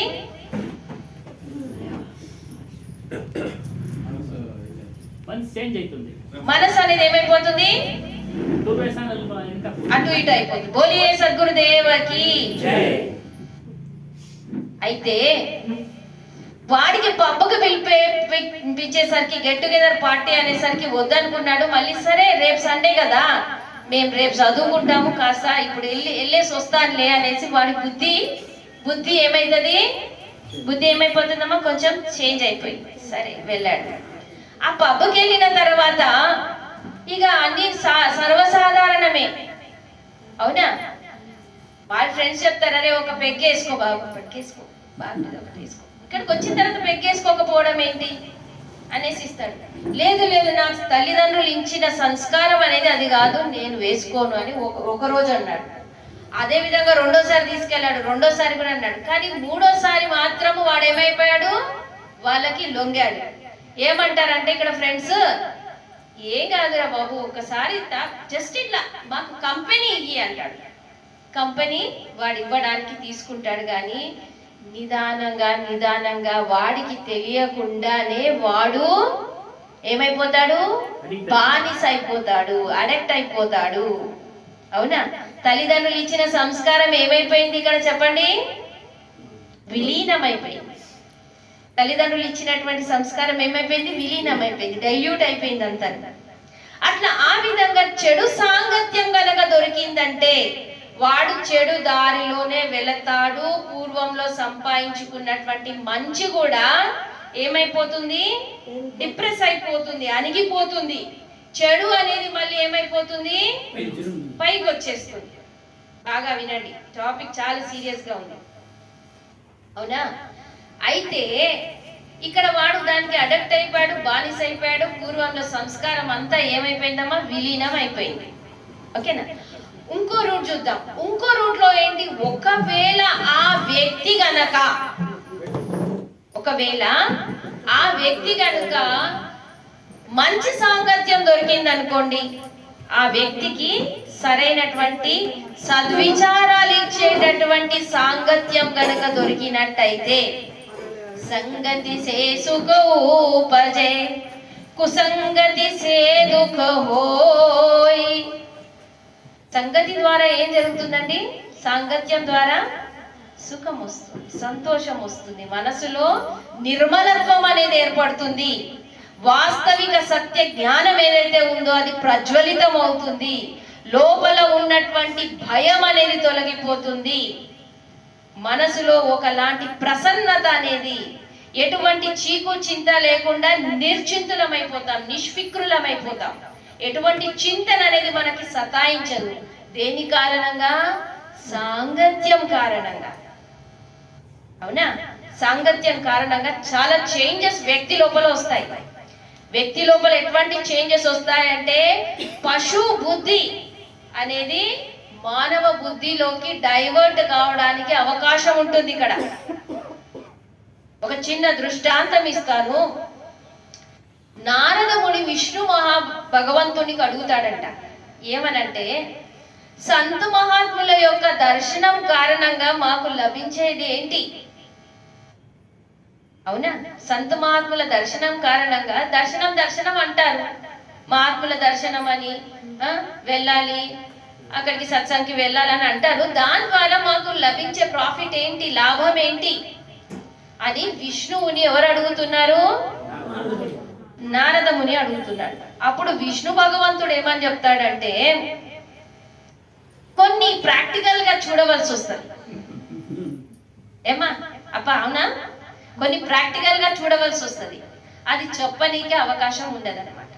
అప్పుడు విష్ణు భగవంతుడు ఏమని చెప్తాడంటే ఇది నీకు తెలుస్తుంది, కానీ నువ్వు కొంచెము ఎక్సర్సైజ్ చేయాలి. ఎక్సర్సైజ్ చేయాలా వద్దా, దానికి ప్రయోగం చేయాలి మెంటల్ గా కొంచెం. ఇప్పుడు అక్కడ నుంచి మీరు ఇక్కడికి వచ్చారు, ఫిజికల్ గా చేశారు, మెంటల్ గా చేస్తున్నారా లేదా? ఇప్పుడు చేస్తున్నాం కదా. అయితే విష్ణు భగవంతుడు ఏమని చెప్తాడంటే ఫలానా చెట్టు దగ్గర ఒక ఊషరవెల్లి ఉంది. ఫలానా చెట్టు పైన ఒక ఊషరవెల్లి అనేది ఉంది. ఊషరవెల్లి అంటే తెలుసా అండి మీకు? కలర్ చేంజ్ చేస్తా ఉంటది. అది గ్రీన్ చెట్టు మీద ఉంటే గ్రీన్ గా మారిపోతుంది, మామూలు బ్రౌన్ చెట్టు మీద ఉంటే బ్రౌన్ గా మారిపోతుంది. దాని యొక్క రక్షణ గురించి అది ఏం చేస్తుంటది, రంగు మారుతా ఉంటుంది అనమాట. దాని బాడీలోనే అట్లాంటి, స్కిన్ లోనే అట్లాంటి గ్లాండ్స్ ఉంటాయి కొన్ని. అయితే విష్ణు భగవంతుడు ఏమని మనసులో అనుకుంటాడు, ఈయననే చెప్పొచ్చు కదా డైరెక్ట్, దాన్ని వెళ్ళి అడగమంటున్నాడు ఏంటి అనేది మైండ్ లో ఒక కల్ముషం అనేది వచ్చేస్తుంది. అయినప్పటికీ తప్పదు, కొన్ని ప్రశ్నలకు బదులు తెలుసుకోవాలంటే కొంచెం ప్రయాసం చేయవలసి వస్తుంది కదా. అయితే వెళ్ళాడు, ఆ చెట్టు దగ్గరికి, ఇచ్చిన అడ్రస్ చెట్టు దగ్గరికి వెళ్ళాడు. వెళ్ళేసి తొండను అడుగుతున్నాడు, మహాత్ముల దర్శనం వల్ల లభించేటటువంటి లాభము ఏమిటి అని తొండని అడుగుతాడు ఊషరవెల్లిని. అప్పుడు ఆ ఊషరవెల్లి ఏం చేస్తుందంటే తల లేపి పైనుంచి కింది దాకా చూస్తుంది మహాత్ముని. ఆయన కూడా మహాత్ముడే, నారదముని కూడా మహాత్ముడే. అయినప్పటికీ స్టార్టింగ్ లో కొన్ని తెలుసుకోవాలనుకున్నాడు అన్నమాట. అలా భగవంతుని టెస్ట్ చేయడానికి కూడా కొన్ని చేస్తుంటారు. సో ఆ తొండ అనేది, ఆ ఉషరవెల్లి అనేది పైనుంచి కింది దాకా చూసి మళ్ళీ వెంటనే ఏమైపోయింది, పడిపోయింది అనమాట. పడిపోవడమే కాదు, చనిపోయింది. ప్రాణాన్ని త్యాగం చేసేసింది, చనిపోయింది. అయితే ఈయన కనిపించింది ఇది ఆన్సర్ చెప్పకుండానే చనిపోయింది అనేసి మళ్ళీ విష్ణు భగవంతుడి దగ్గరికి వస్తాడు. అరే నువ్వు ఎక్కడికి పంపించినావు, నాకు నేను అడిగిన నువ్వు క్వశ్చన్ విన్నదో లేదో, నన్ను ఆన్సర్ కూడా ఇవ్వలేదు, చూసి పడిపోయింది. అరే అవునా, నీకు ఆన్సర్ ఇవ్వలేదా? అది ఇవ్వలేదు. పో వీళ్ళు మళ్ళీ పలానా చెట్టు దగ్గర పంజరంలో ఒక మహాత్ముడు ఉన్నాడు. అక్కడ పంజరంలో ఒక చిలుక ఉంది, రామచిలుక. ఏమంటారు రామచిలుకని? ప్యారెట్, గిని. సో అది ఉంది, దాన్ని వెళ్ళాడు. రామచిలుక ఏమంటది, కొన్ని పలుకులు నేర్పిస్తే అది పలుకుతుంటది కదా. రామ్ రామ్ రామ్ అంటే అది నేర్చుకుంటది, కొన్ని పలికేటటువంటి దానికి ఉంటది క్యారెక్టర్. సో అది పలుకుతుంది అనమాట, పలికేది ఉన్నది అక్కడ పంజరంలో. వెళ్ళాడు నారదముని, వెళ్ళి అడిగాడు. వెళ్ళి అడిగేసరికి అది ఏమని ఆన్సర్ ఇచ్చింది, అది ఆన్సర్ ఏమీ ఇయ్యలేదు, ఏ రామనామం కూడా జపించలేదు. వెళ్తున్నారా? సో చూస్తుంది, చూసేసి ఏమైపోతుంది, అది కూడా పంజరంలోనే ప్రాణాన్ని త్యాగం చేసేసి, రామచిలుక ప్రాణాన్ని త్యాగం చేసేసి. కొంచెం ఏమైనా ప్రసాదం తీసుకెళ్ళండి బాబు. మళ్ళీ వస్తారా? లేదు, మళ్ళీ వాళ్ళు షూటింగ్కి వచ్చిండ్రి, షూట్ అయింది. వాళ్ళు దీన్ని వీళ్ళ గురించి షూట్ చేయాలంటని వచ్చినారు. ఈరోజు వద్దు, మళ్ళీ ఒక రోజు ఫిక్స్ చేస్తామంటని చెప్పినాము. మన ఇంట్లోనే 2 hours షూటింగ్ అయింది, బుక్లంతా ఇచ్చిపోయినారు. వాళ్ళు సాహెబ్ వాళ్ళ పరంపర మంచి భక్తులు ప్యాచే వచ్చింది అక్కడంతా. వీడి యూట్యూబ్ ఛానల్ ఉంది, దాంట్లో ఆవిడ చేస్తూ ఉంటారు. సరే, సో ఎంతవరకు వచ్చిందండి మన కథ? గిడిని మళ్ళీ ప్రాణాన్ని త్యాగం చేసేసింది. మళ్ళీ ఈయనకు అదో రకంగా అనిపించింది అదేంటి అనేసి. ఎవరికి? నారదమునికి. మళ్ళీ తిరగ వచ్చాడు ఎవరి దగ్గరికి? విష్ణుమూర్తి దగ్గరికి. నువ్వు ఎట్లా పంపిస్తున్నావు? అది అక్కడ తొండ చనిపోయింది, ఇక్కడ రామచిలుక చనిపోయింది, నాకు ఎవరు అసలు బదులు ఇవ్వట్లేదు, నువ్వే డైరెక్ట్ గా ఇవ్వచ్చు కదా అని వాళ్ళ మైండ్ లో ఉన్నది ఆయన బయట పెట్టాడు అక్కడ. కాదు కాదు, నువ్వు వేరే ప్రాణుతోని తెలుసుకోవాల్సిందే అని. అయితే అప్పుడు ఏమని చెప్తాడంటే విష్ణు, ఫలానా దగ్గర, ఎక్కడ, ఫలానా రాజ్యంలో ఒక రాజుకి ఎన్నో సంవత్సరాల తర్వాత ఒక పుత్రుడు జన్మించాడు. కొన్ని సంవత్సరాల తర్వాత పుత్రుడు, ఆ రాజ్యంలో అసలు పిల్లలే లేరన్నమాట. ఆ రాజుకి అప్పుడు శిశువు అనేది జన్మించాడు. సో జన్మించినటువంటి ఆ శిశువుకి గనక నువ్వు వెళ్ళి ఈ ప్రశ్న అడిగినట్టయితే, రండి రండి రండి. ನಮಸ್ಕಾರ. ನಮಸ್ಕಾರ ಸರ್, ಬನ್ನಿ ಪ್ಲೀಸ್. Welcome sir. ನಾವು ಕಬೀರ್ ಆಶ್ರಮದಿಂದ ಬಂದಿದ್ದೀವಿ. ಸರಿ ಸರಿ ಸರಿ. ಎಲ್ಲ ಕಬೀರ್ ಬೋಧ್ ಸಾಗರ್ ಇದೆ. ಕಬೀರ್ ದಾಸರು, ಕಬೀರ್ ದಾಸರು ಬರ್ದಿದ್ದು ಕಬೀರ್ ಆಶ್ರಮ, ಕಬೀರ್ ದೊರೆಗಳು ಪ್ರತಿಯೊಬ್ಬರು ಅಲ್ಲೇ ಕೊಟ್ಟಿದ್ರೆ ಇಲ್ಲಿ ತಗೊಳ್ಳಿ, ಒಂದು ಫೋಟೋ ತಗೋತೀನಿ ಅಷ್ಟೇ. ತಗೊಳ್ಳಿ 2 ನಿಮಿಷ. ಯಾಕಂದ್ರೆ ಟೈಮ್ ಇಲ್ಲ, ಮತ್ತೆ ಬೇರೆ ಕಡೆ ಹೋಗ್ಬೇಕು ನಾವು, ಅದಕ್ಕೆ ತಗೊಳ್ಳಿ. ನಮ್ಮ ಬೆಳಗಾವಿ ಜಿಲ್ಲೆ, ಏನಿಲ್ಲ तोड़े मगर जी फोटो लीजिए, मगर जी उसको बुला थोड़ा सबको बुला, हाँ उसको फोटो लेने के लिए तोड़े. ನಿಮ್ಮ ಹೆಸರು? ಅರ್ಜುನ್ ಅಂತ. ನೋಡಿ ಸಂಗುಳೆ, ಹಾಂ ಇದು ಕನ್ನಡ. ನೀವು ಕನ್ನಡನ ಹಿಂದಿನ? ಕನ್ನಡ ಬರುತ್ತೆ. ಕನ್ನಡ. ನೀವು ಮಾರ್ವಾಡಿಸಾ? ಇಲ್ಲ, ಮರಾಠೀಸ್. ಮರಾಠೀಸ್. ಓಕೆ. ಅವರು ಮರಾಠೀಸ್. ಮರಾಠೀಸೇ? ಬೆಳಗಾಂನವರು ನೀವು? ಬೆಳಗಾಂನವರು. ಇದು ತಗೊಳ್ಳಿ, ಭಾಳ ಚೆನ್ನಾಗಿದೆ. ಕೊಡಿ ಅಣ್ಣ, ಕೊಡಿ. ಇನ್ನೊಂದು बुक खाली हो गए, ಎರಡಿದೆ. उसको बुलाओ थोड़ा फोटो ले लीजिए. ತಗೊಳ್ಳಿ ನಿಮ್ಮ ಕೈ. ಎಲ್ಲ ಬೇರೆ ಬೇರೆ ಇಲ್ಲ, ಒಂದೇ ಥರನ ಇರೋದು? ಇನ್ನೊಂದು ಭಾಗ ಭಾಗ, 2 ಭಾಗ, ಇದೆಲ್ಲ ಒಂದೇ ಇದೆ. ನಿಷ್ಪಕ್ಷ ಫೋಟೋ ಇದು ತಗೊಳ್ಳಿ ಸರ್. ಇದು ತಗೊಳ್ಳಿ, ಇಲ್ಲಿ ಆಜಾ ಆಜಾ. ಇಲ್ಲ, ನನ್ನ ಹತ್ರ ಇದೆ ಆಲ್ರೆಡಿ. ತಗೊಳ್ಳಿ, ನನ್ನ ಹತ್ರ ಇದೆ, ಅವರು ಇದೆ, ಅವ್ರ ಹತ್ರ ಇವ್ರು ತಗೊಳ್ಳಿ. ಅವ್ರ ಹತ್ರ ಇದೆ. ನೀವು ಕಬೀರ್ ನಮಗೂ ಕೊಡಿ, ಕಬೀರ್ ಬಗ್ಗೆ ತಿಳಿಬೇಕಂದ್ರೆ ಒಂದು ಸ್ವಲ್ಪ ಪ್ರೈವೇಟ್ ಆಗಿ ಬಂದೇ ಇರುತ್ತೆ. ಖಂಡಿತ ಖಂಡಿತ. ನಿಮ್ಮ ನಂಬರ್ ಕೊಡಿ, ಬರೀ ಕೊಡಿ. ನಮ್ಮ ಆಶ್ರಮನೇ ಇದೆ, ಬನ್ನಿ. ನಂಬರ್ ಬರೀ. ಬೆಂಗಳೂರಿನಲ್ಲಿ ಹೆಸರು ಬರೀ ಥೋड़ा ಎಲ್ಲ ಮುಂದೆ ಎಲ್ಲ ಬರೀ, ಅಲ್ಲೇ ಬರ್ರಿ. ಯಾಕಂದ್ರೆ ಕೇಳ್ತಿದ್ವಿ, ಟೈಮ್ ಇಲ್ಲ ಅದಕ್ಕೆ. ಮತ್ತೆ ನೆಕ್ಸ್ಟ್ ಮಂಡೇ ಸಂಡೇ ಬಂದೆ. ನಮ್ಮ ಮನೆಯಲ್ಲೇ ಲೇಟ್ ಆಗೋಯ್ತು. ಇವ್ರ ಹತ್ರ ಕೂತಿದ್ದು ಸುಮಾರು ಲೇಟ್ ಆಯ್ತು. हिंदी हिंदी आता है ना? ठीक है, अगली बार आएंगे तो आपको जरूर हिंदी देगा. Okay okay. ठीक. ಬರ್ದಿದ್ದೀನಿ, ಒಂದು ಕಾಂಟ್ಯಾಕ್ಟ್ ಮಾಡಿ. ಎಲ್ಲ ಕೊಡಿ. ओके, नमस्कार. Okay okay. मेरा कुछ प्रसाद लेके जाओ बेटा. हाँ ठीक ठीक है. ಹಣ್ಣು ಕೊಟ್ಟಿದ್ದಾರೆ. ಎಷ್ಟು ಜನ ಇದ್ದಾರೆ? 10 ಜನಕ್ಕೆ ತಗೊಳ್ಳಿ ಸರ್. ಕವರ್ ಕೊಡ, ಕವರ್ ಕೊಟ್ಟಿದ್ದೀನಿ. ನೋಟಿಸ್ ಸಂಬಂಧ ಹೇಳ್ತೀನಿ. हाँ परफेक्ट.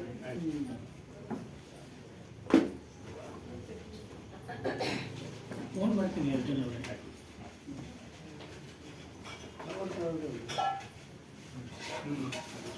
इंग्लिश है क्या? English English Hindi. हाँ ಇಂಗ್ಲಿಷ್. इंग्लिश आಯ್ತು ಬೇಕಾದ್ರೆ ಇಲ್ಲ, ತಗೊಳ್ಳಿ. ಕನ್ನಡ ಸಾಕು ಸರ್. इंग्लिश आಯ್ತು. ಇಲ್ಲ इंग्लिश ಇದೆಯಾ? हाँ इंग्लिश इंग्लिश ಇದೆ. हाँ ತಗೊಳ್ಳಿ ತಗೊಳ್ಳಿ. ओके, हाँ ठीक. ಇಲ್ಲ, ನೀವೇ ನಮಸ್ಕಾರ.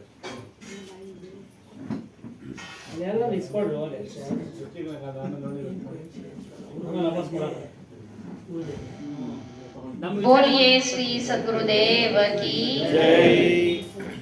అయిపోయింది అక్కడ టాపిక్. రామచిలుక అయిపోయా. ఇప్పుడు రాజానికి రాజ్యంలో చాలా సంవత్సరాల తర్వాత రాజుకి ఒక బిడ్డ పుట్టాడు అనమాట. ఆ బిడ్డని వెళ్ళి నువ్వు అడుగు అని చెప్పాడు. నారదముని మెంటల్ టెన్షన్ పెరిగిపోయింది. ఇంకా అరే నేను వెళ్ళి ఈ ఉసిరవెల్లిని అడిగాను, అది పడిపోయింది, చనిపోయింది. రామచిలుకని అడిగితే అది చనిపోయింది. వద్దు వద్దు రాజా, నా ప్రశ్న వద్దు, నా ప్రశ్నకు ఉత్తరం వద్దు అని అన్నాడు. లేదు లేదు లేదు, నీ ప్రశ్న ఒకవేళ వచ్చింది అంటే తప్పనిసరిగా నీకు ఒక సొల్యూషన్ అంటూ దొరుకుతుంది అని చెప్పాడు. మహాపురుషులు ఏదైతే చెప్తారో అందులో ఒక తత్వం అనేది ఉంటుంది కదా. అయితే భయపడుతూ భయపడుతూ నారదముని ఎక్కడికి వెళ్ళిండమ్మా? రాజ్యంలోకి వెళ్ళిండు. రాజ్యంలోకి వెళ్ళి రాజు దగ్గరికి వెళ్ళడానికి, సభలోకి వెళ్ళడానికి ప్రయత్నం చేశాడు. ఆ సభలో ఉన్న వాళ్ళంతా మహాత్ముని స్వాగతం పలికారట. అవునా? స్వాగతం పలికారు. స్వాగతం పలికి ఆసనం ఇచ్చారు, తిలకం పెట్టారు, పూజ చేశారు ఆ మహాత్ముడికి. ఆ తర్వాత రండి, మా చాలా సంవత్సరాల తర్వాత నాకు ఒక బిడ్డ పుట్టాడు, చూద్దురు రండి అని రాజు స్వయాన తీసుకెళ్తున్నాడు అనమాట. చూడండి, కాస్త మీ ఆశీర్వాదం ఇవ్వండి అని తీసుకెళ్తున్నాడు. అప్పుడు నారదముని మనసులో చాలా భయం. ఇప్పుడైతే వీళ్ళు బాగా స్వాగతం చేస్తున్నారు, మరి నేను ప్రశ్న అడిగితే ఇంకా ఆ శిశువు అనేది ప్రాణాన్ని వదిలేస్తాడు, అప్పుడు మరి ఏం జరుగుతుంది అనేసి భయపడ్డాడు అన్నమాట. భయపడుతూ అయినప్పటికీ మనసు నిబ్బరం చేసుకొని ఇక వాళ్ళు ఫోర్స్ చేస్తున్నారు, పదండి పదండి. ఇంకా ఏం చెప్పలేకపోయాడు. అనుకున్నాడు ఎస్కేప్ అవుదాం, అక్కడ నుంచి బయటికి వెళ్ళిపోదామని అనుకున్నాడు. కానీ మళ్ళీ దర్శనానికి, అదే ఆ పిల్లతో కలవడానికి వచ్చాడనమాట లోపలికి. లోపలికి వెళ్ళిన తర్వాత రాజు అయితే బయటికి వెళ్ళాడు ఆశీర్వాదం ఇవ్వడానికి. వస్తే ఆ శిశువు అనేది పలకరిస్తుండే అనమాట. ఇది జరగదు, కానీ తత్వజ్ఞానాన్ని లేదా రహస్యాన్ని, జీవితంలో ఉన్నటువంటి వాస్తవికతని తెలుసుకోవడానికి కొన్ని కథలు ఉంటాయి. అవునా? పిల్లలు ఎవరు మాట్లాడారు, అంత వాళ్ళు ఎవరు మాట్లాడారు, కానీ మాట్లాడుతున్నట్టుగా ఎందుకు చూపిస్తున్నారంటే ఇక్కడ మనకు అర్థం కావడానికి. ఆ పిల్లోడు ఏమని చెప్తున్నాడంటే, మహాత్మా నేనెవరినో మీరు గుర్తుపట్టారా లేదా అని అన్నాడట. లేదు, నేను గుర్తుపట్టలేదు, నాకు ఒక ప్రశ్న ఉంది, నాకు అడగడానికి పంపించాడు అని అదురుతూ చెప్తున్నాడు అనమాట. మీ ప్రశ్న నాకు అర్థమైంది, మీ ప్రశ్న నాకు తెలుసు, గత 2 జన్మల నుంచి మీ ప్రశ్న నేను విన్నాను, వింటూ వింటూ నాకు ధన్యమైపోయింది జన్మ అనేది.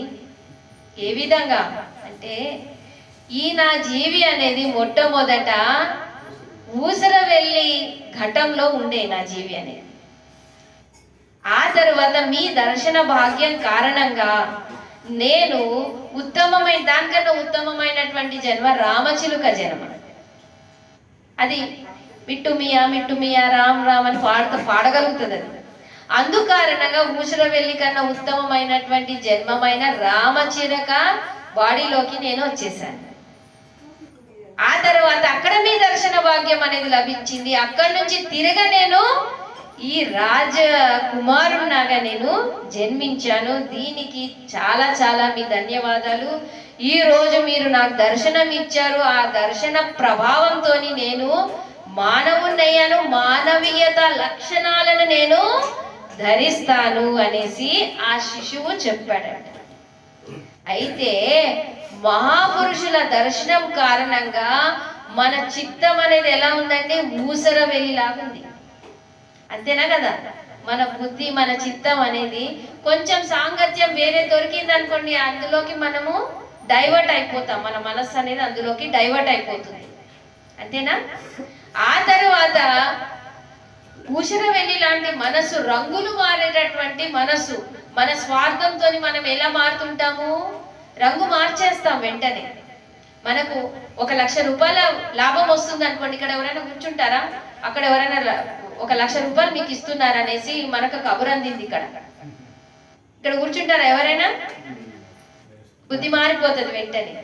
అటువంటిది మన మనస్సు, స్వార్థ బుద్ధి ఎప్పుడు ఎలా మారుతుందో ఇది తెలియదు. అట్లాంటి మారేటటువంటి మనస్తత్వంని సద్గురుల దర్శనం ద్వారా ఏమైపోతుంది, చేంజ్ అయిపోతుంది. చేంజ్ అయిపోయి సత్సంగతాన్ని, రుచి అనేది, రసం అనేది, అందులో ఉన్నటువంటి రసము, రుచి అనేది మనకు ఆ విలువ అనేది తెలిసి వస్తుంది. ఆ విలువ తెలిసి వస్తుంది అంటే రామచిలుక జన్మలోకి మనం వచ్చినట్టు. ఏదంటే అది వింటున్నాం కాబట్టి మనకు తెలుస్తుంది. మంచి చెడులు తెలుస్తున్నాయి కదా సత్సంగంలోకి మీకు వస్తే, తెలుస్తుందా లేదా? దుర్వ్యసనాల నుంచి దూరం అవుతున్నారా లేదా? అబద్ధం ఆడితే ఇది పాపమా పుణ్యమా తెలుస్తుందా లేదా? తెలుస్తుందా లేదా? ఒకరికి మోసం చేస్తుంటే ఇది మోసం ఉంది మీ మనస్సాక్షి అనేది ఒకసారి లేకపోతే ఒకసారి చెప్తుందా లేదా? చెప్తుంది కదా. ఈ జీవహింస చేయొద్దు, మాంసాహారం తినొద్దు అనే విషయం తెలుస్తుందా లేదా? అంటే తెలుస్తుంది. అంటే రామచిలక జన్మంలోకి మనము అప్పుడు ప్రవేశించినట్టు తెలుస్తుంది. అంటే మీ మనసులో కనుక్కోండి, అరే మనం రామచిలక జన్మలోకి వచ్చాము అని. ఆ తర్వాత ఆ మినహా ఒకవేళ ఈ విన్న మాటలలో అన్నిట్లలోనూ నిలిచిపోయామనుకోండి, రావట్లేదు, క్రోధం అసలే రావట్లేదు, అవునా, కామం లేదు, క్రోధం లేదు, ఈర్ష లేదు, నిశ్చలంగా నిర్వికారంగా మన లోపల ఎటువంటి వికారాలు అనేటివి లేవంటే ఏమనుకోవాలి, మనము మానవ జన్మలోకి ప్రవేశించాము అనుకోవాలి. మీరు అడగొచ్చు, అదే మాదంతా మానవ జన్మనే కదమ్మా అని అనుకోవచ్చు. మానుష సబహి కహావే. శ్రీ రామ్ రహస్ సాహెబ్ జీ తన గ్రంథంలో చెప్తున్నారు, మానుష సబహి కహావే. మానుష బుద్ధి కోయి బిర్లే పావే. బిర్లే అంటే ఎక్కడో నూటికో కోటికో ఒక్కరు మనుషులు అన్నమాట ఆయన లెక్కలు. మనుషు అందరూ మనుషులమే. ఆ కసాయోడు కూడా మనిషే. బట్ ఈవెన్ దో ఆయన డ్యూటీ ఆయనకి గొప్పదైపోతుంది. జీవహింస చేస్తున్నాడు నానా రకాలుగా. ఎవరికైతే ఈ సద్జ్ఞానం గురించి తెలియదో, సత్సంగతం గురించి తెలియదో, వాడు చేసేటటువంటి నిర్బుద్ధి పనులన్నీ వాడు చేస్తూనే ఉన్నాడు. అంతేనా కదా? మనం దానికి మనుషులు అనొచ్చా? మనుషులే కానీ మనిషి రూపంలో ఉన్నటువంటి పశువులు, నర పశువులు అనుకోవచ్చు. ఒకవేళ అటువంటి హీనమైనటువంటి దుర్వ్యసనాలలో ఉండి దుర్భావంతో వాడు చెలిస్తున్నాడంటే, అవునా, వాళ్ళకి మనం మనుషులు అని చెప్పడానికి అవకాశము లేదు. అయితే మనం ఎప్పుడు మానవులు అని అనుకోవచ్చు, ఈ వీటన్నిట్లలోనూ నిల్చుంటే. ఈ మనసు అనేది నిల్చోదండి. ఈ మనసు అనేది ఎట్లాంటిది, నిత్య ప్రతి ప్రవహిస్తూనే ఉంటుంది. కానీ ఆ ప్రవహించే మనస్సును చూసేటటువంటి వాడెవడు? ఈ చైతన్యుడు. చైతన్యుడు చూస్తూనే ఉన్నాడు కదా, వాడు నిల్చున్నాడు. ఆ నిలిచి ఉన్న పదార్థంలో నిల్చుకుపోవడమే సాధన, అవునా? ఆ సాధన ద్వారా లభించేటటువంటి లాభం ఏంటి మనకు? ఆత్మశాంతి. ఆత్మశాంతి గురించే మనం ఏం చేస్తున్నామండి? ప్రయాసం చేస్తున్నాం. ఇంకోగా మళ్ళీ చెప్పండి ఒకసారి, దాన్ని ఉచ్చరించండి. Once more repeat. కాదు, ఇప్పుడు చెప్పింది అర్థం కాలేదంట. ఇది ఇంకొక పోతుంది. ఈ పాయింట్ ఏంటి? మనం మనుష్య జన్మంలో రావడానికి ఈ చిలక జన్మ అంటే ఏంటి? మన చిలక జన్మ అంటే మానవైతే లక్షణాలు ఏంటో తెలుసుకున్నాం. తర్వాత మానవ లోకంలోకి ప్రవేశించడం అంటే అందులో నిల్చుండిపోవడం. ఈ మనసు అనేది ఎలా ఉందంటే ప్రవహిస్తుంది, నిత్య ప్రతి మారుతూ ఉంటుంది. ఎవరు ఏది మాట్లాడుతుంటే చిత్తం అనేది అక్కడికి డైవర్ట్ అయిపోతుంది. సాంగత్య ప్రభావం అనేది జరుగుతుంది. ఈ సాంగత్య ప్రభావం అనేది మనకి అధోగమనానికి తీసుకెళ్తుంది, కిందకి తీసుకెళ్తుంది. మనిషి స్టేజ్ నుంచి జార్చేస్తుంది కిందకి. కానీ సత్సంగతం అనేది ఎక్కడికి తీసుకొస్తుంది? పైకి తీసుకొస్తుంది. అర్థమైందా? సత్సంగతం అనేది పైకి తీసుకొస్తుంది. ఇవన్నీ గమనించేటోడు ఎవడు? లోపల కూర్చున్నటువంటి చైతన్య మహాపురుషుడు. వాడు మనసుని కూడా చూస్తున్నాడు కాబట్టి వాడు మనసు నుంచి భిన్నం. వాడు బుద్ధిని కూడా చూస్తున్నాడు కాబట్టి బుద్ధి నుంచి భిన్నం వీడు. లోపల కూర్చున్నటువంటి పరమాత్ముడు, అవునా? పరమాత్ముడు ఎక్కడ బయట లేడండి, ఎక్కడ ఉన్నాడు? మన లోపల. కనుక ఈ సంస్కారాలతోని సత్సంగతంలోకి గనక వచ్చినట్టయితే ఆ సంస్కారాలు దేన్ని మార్చేస్తాయి చెప్పండి? తల్లిదండ్రుల ఇచ్చిన సంస్కారాన్ని కూడా పెంచుతాయి, తర్వాత పూర్వంలో వచ్చినటువంటి ఆ 50% ఏదైతే అనుకున్నామో దాంట్లో మ్యాక్సిమం 40% అనేది మారిపోతాయి అన్నమాట. ఇక ఎలా మారుతాయని మీరు అడగొచ్చు. చేసుకున్న కర్మలు పోవు కదమ్మా అని అంటున్నారు. అయితే గాఢమైనటువంటి కర్మలు అనేటివి అన్నీ మలుపుడిపోతాయండి. రంగు బాగా పట్టింది అనుకోండి ఈ డ్రెస్కి, దీన్ని వదిలించాలంటే చాలా టైం పట్టుద్ది, అంతేనా కదా? ఈ రంగు మరకబడింది, దాన్ని వదిలించాలంటే చాలా టైం పడుతుంది. అటువంటి కర్మలనైతే మనము తప్పించుకోలేము. పాపము, హింస చేశాము, క్రూరంగా ఒకరిని నరికేశాము, ఒక జీవులని హింస చేశాము, ఒకరి మనసు కష్టమయ్యే విధంగా మాట్లాడాము అంటే అటువంటి కర్మ అనేది తప్పదు. అని చిన్న చిన్న, ఫర్ ఎగ్జాంపుల్ మీరు నీటిలో ఒక లైన్ వేస్తారు, ఒక కట్టెతోని నీటిలో ఇట్లా లైన్ వేయండి, కట్టె తిప్పండి నీళ్ళల్లో నీళ్ళంటే ఆ గీత ఉంటుందా ఎక్కువ టైం వరకు? వెంటనే అది వెళ్ళిపోతుంది. గీతమా నీళ్ళున్నాయి, నీళ్ళలో జస్ట్ ఇట్లా ఏలు ఇట్లా ఒక గీత పడుతుంది, కానీ అది ఉంటుందా ఎక్కువగా? నువ్వు ఏలు తీస్తూనే అది పోతుంది. అదే విధంగా ఇసుక ఉంటది కదా, శాండ్, ఇసుకలో ఒక లైన్ గీయండి మీరు, ఎంతవరకు ఉంటుంది? కొన్ని నిమిషాల వరకు అనుకోండి, ఒక గంట వరకు అనుకోండి, అది ఉంటుంది. మళ్ళీ నీటి తెమ్మ రాగానే ఆ లైన్ అనేది వెళ్ళిపోతుంది. ఓకేనా?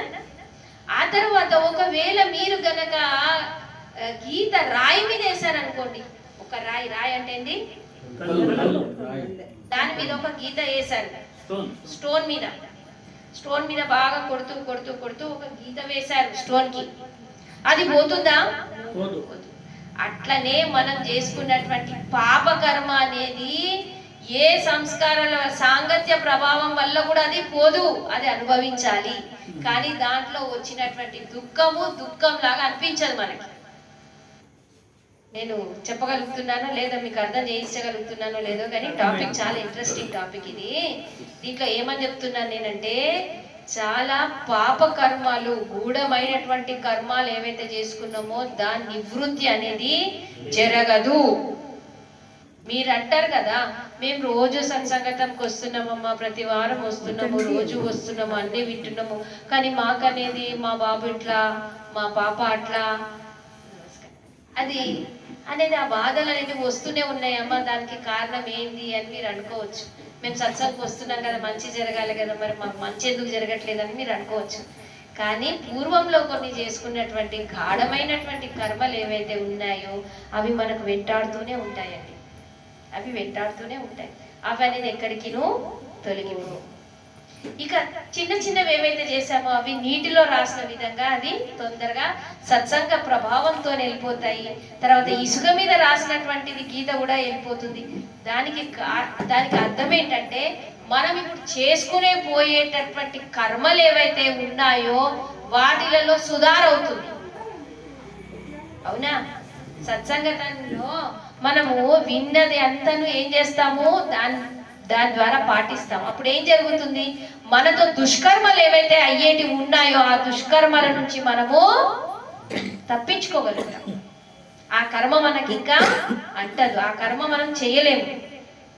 కానీ గాఢమైనటువంటి కర్మలు కదా, అవి అయితే మనకు తప్పవు. మహాత్ములకు కూడా తప్పవు. వాళ్ళు కూడా, కొంతమంది రామకృష్ణ పరమహంసకి పెద్ద పుండైంది ఇక్కడ, వివేకానందుడు కూడా తక్కువ వయసులోనే చనిపోయాడు.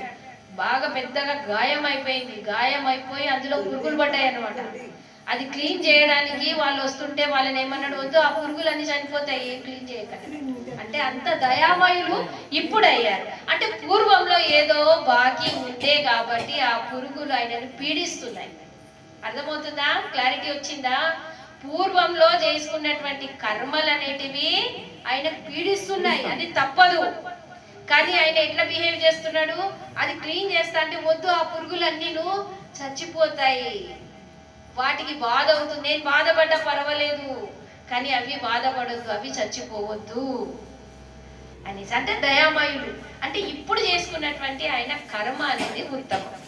అంటే మనిషి జన్మలో వచ్చిన తర్వాత రెండూ ఉంటాయి, ఒకటి కర్మ భూమిక అంటాం మనం, ఇది కొత్త కర్మలు నాటుకుంటాం అన్నమాట. బీజాలు ఉన్నాయి మన చేతిలో, ఆ బీజం ఇప్పుడు పెట్టుకుంటాం, కర్మ అనే బీజం. మంచి నాటుతున్నాము, చెడు నాటుతున్నాం.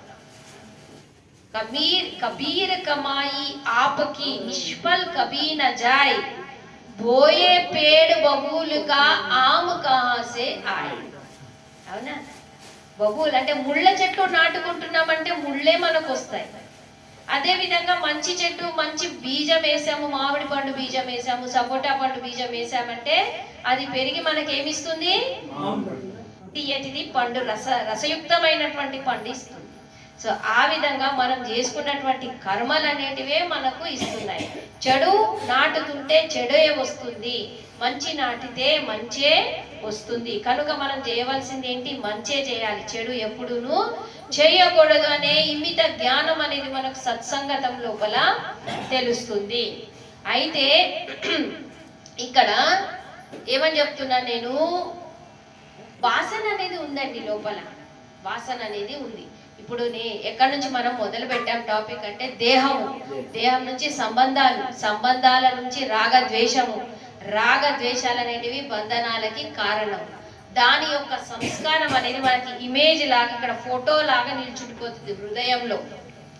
మంచి చేసినా చెడు చేసినా దాని ఫోటో అనేది ఇక్కడ, దాన్ని మనము అధ్యాసం అంటాము. దాన్ని ఏమంటారు? అధ్యాసం అంటారు. మీరు మార్నింగ్ అంతా చేసింది రాత్రికి కలలో వస్తుందా లేదా? పడుకునే ముందు గుర్తు చేసుకుంటారా లేదా? దాన్ని అవుతుంది కదా, అదే అదే అధ్యాసం. మార్నింగ్ అంతా ఏ పని చేసావో సాయంత్రం పడుకునే కన్నా ముందు ఒక్కసారి గుర్తు వస్తుంది కదా, మనకు గుర్తొస్తుందా లేదా? ఆ విధంగా మంచి చేసినా చెడు చేసినా అది ఒకసారి చిత్రం వస్తుంది అనమాట మన కంటి ముందు. ఆ చిత్రాన్ని ఏమంటాం మనం? అధ్యాసము అని అంటాం. ఆ చిత్రాన్ని ఏమంటారు? అధ్యాసము అంటారు. ఆ అధ్యాసమే వాసన అవుతుంది. అధ్యాసం ఏమైపోతుంది? వాసన. వాసన అంటే ఏంటి? చెడు మంచి కర్మల యొక్క బ్యాగ్ అన్నమాట. చెడు కర్మలు మంచి కర్మలు ఉన్నటువంటి ఒక మూట. మూటని ఏమంటాం మనం? దాన్ని వాసన అని అంటారు. వాసన. ఆ వాసన కారణంగానే మనకు దుఃఖాలు వస్తున్నాయి, ఆ వాసన కారణంగానే మనకు సుఖాలు వస్తున్నాయి, మంచి వస్తుంది, చెడు వస్తున్నాయి, సంస్కారాలు జాగృతం అవుతున్నాయి. మంచి చెడు సంస్కారాలు అనేవి జాగృతం అవుతున్నాయి. ఇప్పుడు ఇంకొక ఇంపార్టెంట్ పాయింట్ నేను చెప్తాను, మీరు ఇది వివరిస్తారా? కొంచెం సేపు 5 నిమిషాలు ರೆಸ್ಟ್ ತಗೊಳ್ಳಿ. ಅವರು ರೆಸ್ಟ್ ತಗೊಳ್ಳಿ ಅಣ್ಣ. ಅದೇ ನಮ್ಮ ಅವರು ಕಾಯ್ತಾ ಮಕ್ಕಳ ನೋಡ್ತಾವ್ರಿ. కొంచెం బ్లాంక్ ఫేస్ ఉన్నది, కొంచెం బ్లాంక్ ఫేస్ ఏంటి అని దానికి మా ఫేస్ చూస్తూ ఉంటారు, ఎప్పుడు చెప్తారో అనేసి. ಈಗ 25%, 50% ಬಂದಿದೆ. ತಂದೆ ತಾಯಿ ಮಾಡಿದ ಸಂಸ್ಕಾರ ಫಲ ಮಕ್ಕಳಿಗೆ 25%. ಇನ್ನು 50% ಮನುಷ್ಯನ ಮಾಡಿದ ಪೂರ್ವ ಸಂಸ್ಕಾರ ಇಂದಿನ ಜನ್ಮದಲ್ಲಿ. ಇದು 25% ಬ್ಯಾಲೆನ್ಸ್ ಇದೆ. ಆ 25% ಆ ಮನುಷ್ಯನನ್ನ, ಆ ಯುವಕನನ್ನ ಬದಲಾವಣೆ ಮಾಡೋ ಸಾಧ್ಯತೆ ಇದೆ. ಅವನ ಸಾಂಗತ್ಯ ಅಂದ್ರೆ ಅವನ ಒಂದು ಸಂಘ, ಅವನ ಒಂದು ಸಹವಾಸ ಯಾವ ರೀತಿ ಇರುತ್ತೋ ಅದು ಅವನನ್ನ ಬದಲಾವಣೆ ಮಾಡುತ್ತೆ. ಇವೆಲ್ಲ ಮೈನಸ್ ಆಗ್ಬಿಡ್ತಾವ ಅವಾಗ. ಈ 25%, 50% ಎಲ್ಲ ಮೈನಸ್ ಆಗ್ಬಿಡ್ತವೆ.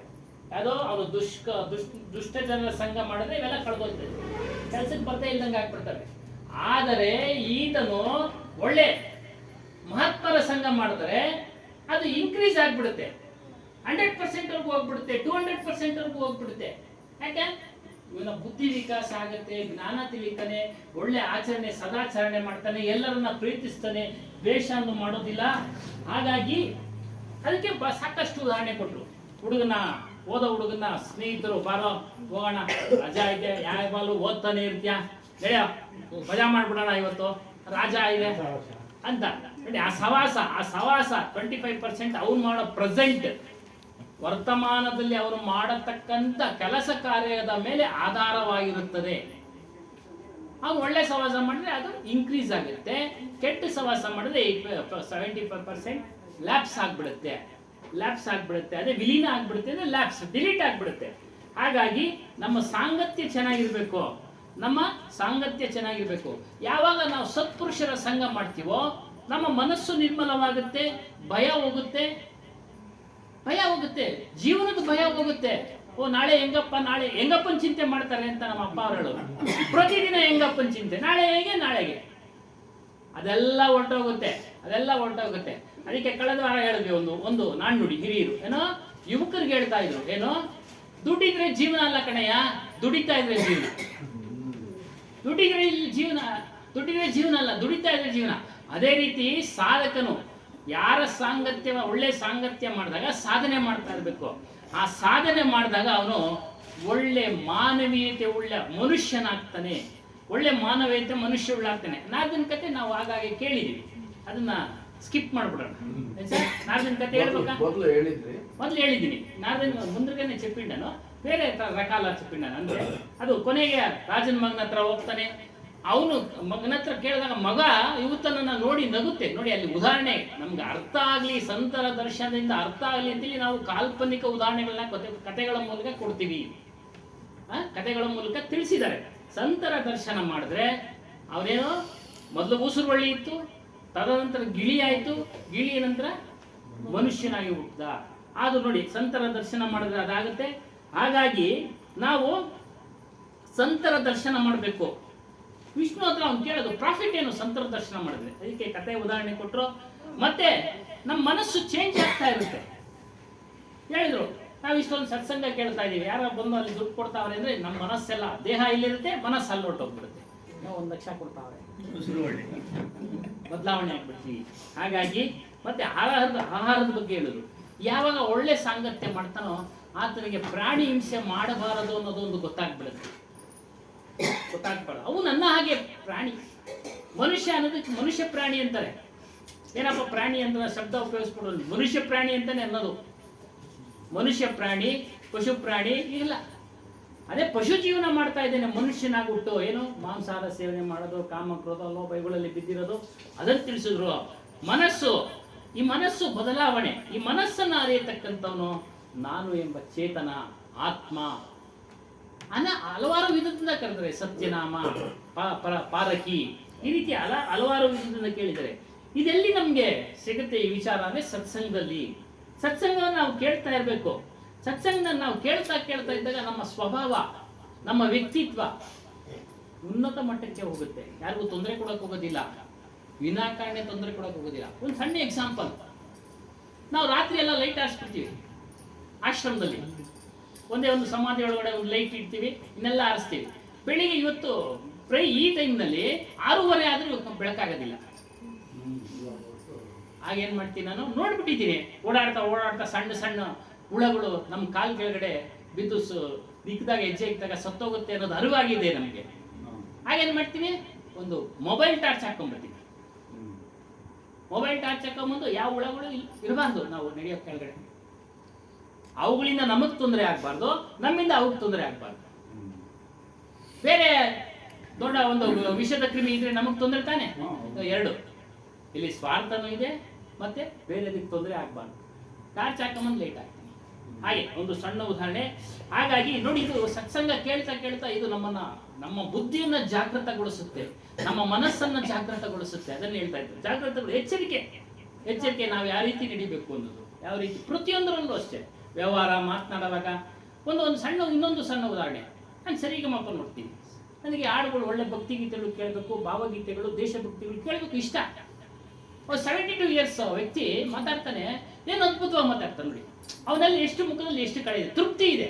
ಅವನೆಲ್ಲ ಪ್ರಶ್ನೆಗಳಿಗೆ ಅವನೇನು ನೆಗೆಟಿವ್ ಆನ್ಸರ್ ಕೊಡೋದೇ ಇಲ್ಲ. ಯಾರು ನೋಡಿದ್ದೀರಾ? ನೆಗೆಟಿವ್ ಆನ್ಸರ್ ಕೊಡೋದೇ ಇಲ್ಲ. ನನಗೆ ಎಷ್ಟು ಚೆನ್ನಾಗಿ ಆನ್ಸರ್ ಮಾಡ್ತಾನೆ. ಯಾಕೆ? ಅವನ ಮನಸ್ಸು ನಿರ್ಮಲವಾಗಿದೆ. ಅವ್ನು ಕೇಳಿದಾನೋ ಬಿಟ್ಟಿದಾನೋ ಸತ್ಸಂಗ ನಮಗೆ ಗೊತ್ತಿಲ್ಲ. ಆ ರೀತಿ ನಾವು ಆಗ್ತೀವಿ. ಅನುಭವಿಸ್ತೀನಿ, ಪ್ರೆಸೆಂಟ್ ಸಂತೋಷನ ಅನುಭವಿಸ್ತೀನಿ. 3,000 ಹಾಗಾಗಿ ನೋಡಿ, ಅದು ಸತ್ಸಂಗದಿಂದ ನಮಗೆ ಸಿಗುತ್ತೆ. ಅವನಿಗೆ ಪೂರ್ವ ಜನ್ಮದ ಸಂಸ್ಕಾರ ಇರ್ಬೋದು ಅವನಿಗೆ, ಅದು ಸಿಕ್ಕಿರೋದು. ಆದ್ರೆ ಅದನ್ನ ನಾವು ಕೆಲವರು ಪ್ರಯತ್ನ ಪಟ್ಟು ತೆಗೆದುಕೊಳ್ಬೇಕು. ಚಾಣಕ್ಯ ಒಂದು ಮಾತು ಹೇಳ್ತಾನೆ. ಚಾಣಕ್ಯ ಏನೋ, ನನ್ನ ಅದೃಷ್ಟ ಚೆನ್ನಾಗೈತೆ ಅಂತ ಕುಂತಿರ್ಬೇಡ ನೀನು. ಚೆನ್ನಾಗಿಲ್ಲ ಅಂತಾನು ಕುಂತಿರ್ಬೇಡ, ಪ್ರಯತ್ನ ಮಾಡು. ಚೆನ್ನಾಗಿಲ್ದವನು ನೀನು ಕುಂತಿದ್ರೆ ಇನ್ನ ಕೆಳಕ್ಕೆ ಹೋಗ್ತೀಯ. ಚೆನ್ನಾಗಿಲ್ಲ ಅಂತ, ನನ್ನ ಅದೃಷ್ಟ ಚೆನ್ನಾಗಿಲ್ಲ, ಇಕ್ಕಿದೆಲ್ಲ ಕೈ ಇಟ್ಟಿದೆಲ್ಲ ಮಣ್ಣಾಗುತ್ತೆ ಅಂತ ಕುಳಿತುಕೊಂಬೇಡ. ಚಿನ್ನ ಆಗೋ ಸಂದರ್ಭನೂ ಬರುತ್ತೆ. ಪ್ರಯತ್ನ ಮಾಡ್ತಾ ಇರು ನೀನು. ಅದೇ ರೀತಿ ಸಾಧಕನು ಸತ್ಸಂಗವನ್ನ ಕೇಳ್ತಾ ಇರ್ಬೇಕು. ಸತ್ಸಂಗವನ್ನ ಕೇಳ್ತಾ ಇದ್ರೆ ಅವನು ಮೇಲೆ ಬರ್ತಾನೆ. ಸದ್ಗುರುಗಳು ದರ್ಶನ, ಮನಸ್ಸಾಕ್ಷಿ, ಇವೆಲ್ಲ ವಿಚಾರ ಹೇಳಿದ್ರು. ಮಾಂಸಾಹಾರ ಬೇಡ, ನಿರ್ವಿಕಾರ ಆಗುತ್ತೆ ಮನಸ್ಸು, ಯಾವುದೇ ವಿಕಾರಗಳಿರಲಿಲ್ಲ. ಕಾಮ, ಕ್ರೋಧ, ಲೋಭ, ಮೋಹ, ಮದ, ಮತ್ಸರ ಯಾವುದೂ ಇರೋದಿಲ್ಲ. ಸತ್ಸಂಗ ಯಾವಾಗ ಕೇಳ್ತಾ ಇರ್ಬೇಕಾ? Exactly, good question, good question ಇದು.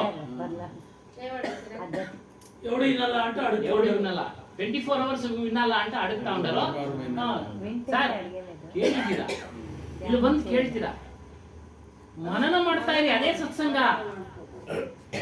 ಅದನ್ನ ತಿಳಿಸ್ತಾರೆ. ನಾವು ಒಂದು ಪಾಯಿಂಟ್ ಹೇಳಿದ್ದೀವಿ, ಎప్పుడు వినాలా 24/7 into 365 days అడుగుతా ఎవడు ఉంటారు. వినాలా అంటే అడుగుతా ఉండాలి. వినాలా వద్దా మీరు చెప్పాలి. చెప్పಂಡ. ಮತ್ತೆ ಈ ಸಂಸ್ಕಾರಗಳು ಬಂದ್ಬಿಡ್ತು. ಬಟ್ಟೆ ಮೇಲೆ ಕೊಳೆ, ಅದಕ್ಕೆ ಕರ್ಮಗಳ ವಿಚಾರ ಹೇಳ್ತಾರೆ. ಬಟ್ಟೆ ಮೇಲೆ ಜಾಸ್ತಿ ಕೊಳೆ ಆದ್ರೆ ಜಾಸ್ತಿ ಟೈಮ್ ತಗೊಳುತ್ತೆ ವಾಶ್ ಮಾಡಕ್ಕೆ, ಅದು ಕ್ಲೀನ್ ಆಗಕ್ಕೆ ವಾಶ್ ಮಾಡಕ್ಕೆ.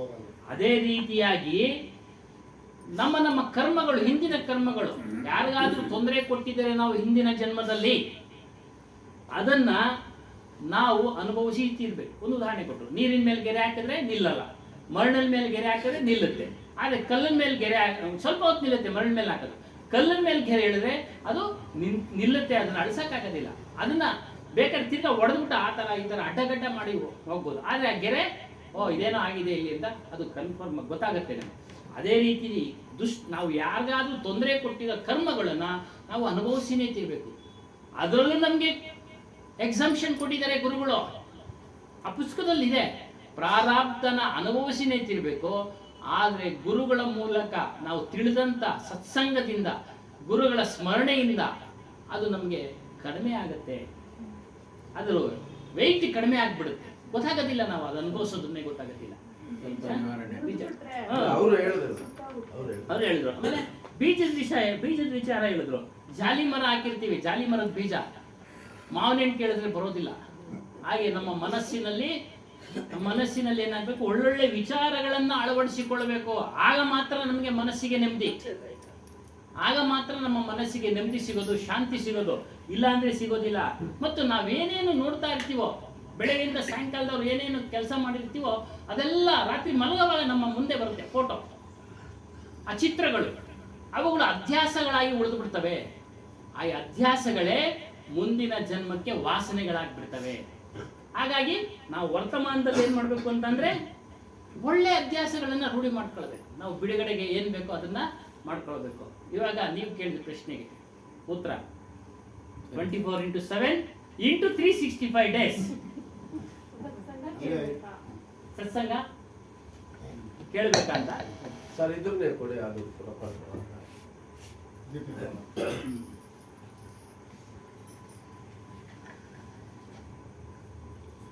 बोलिए श्री सद्गुरुदेव की जय. అయితే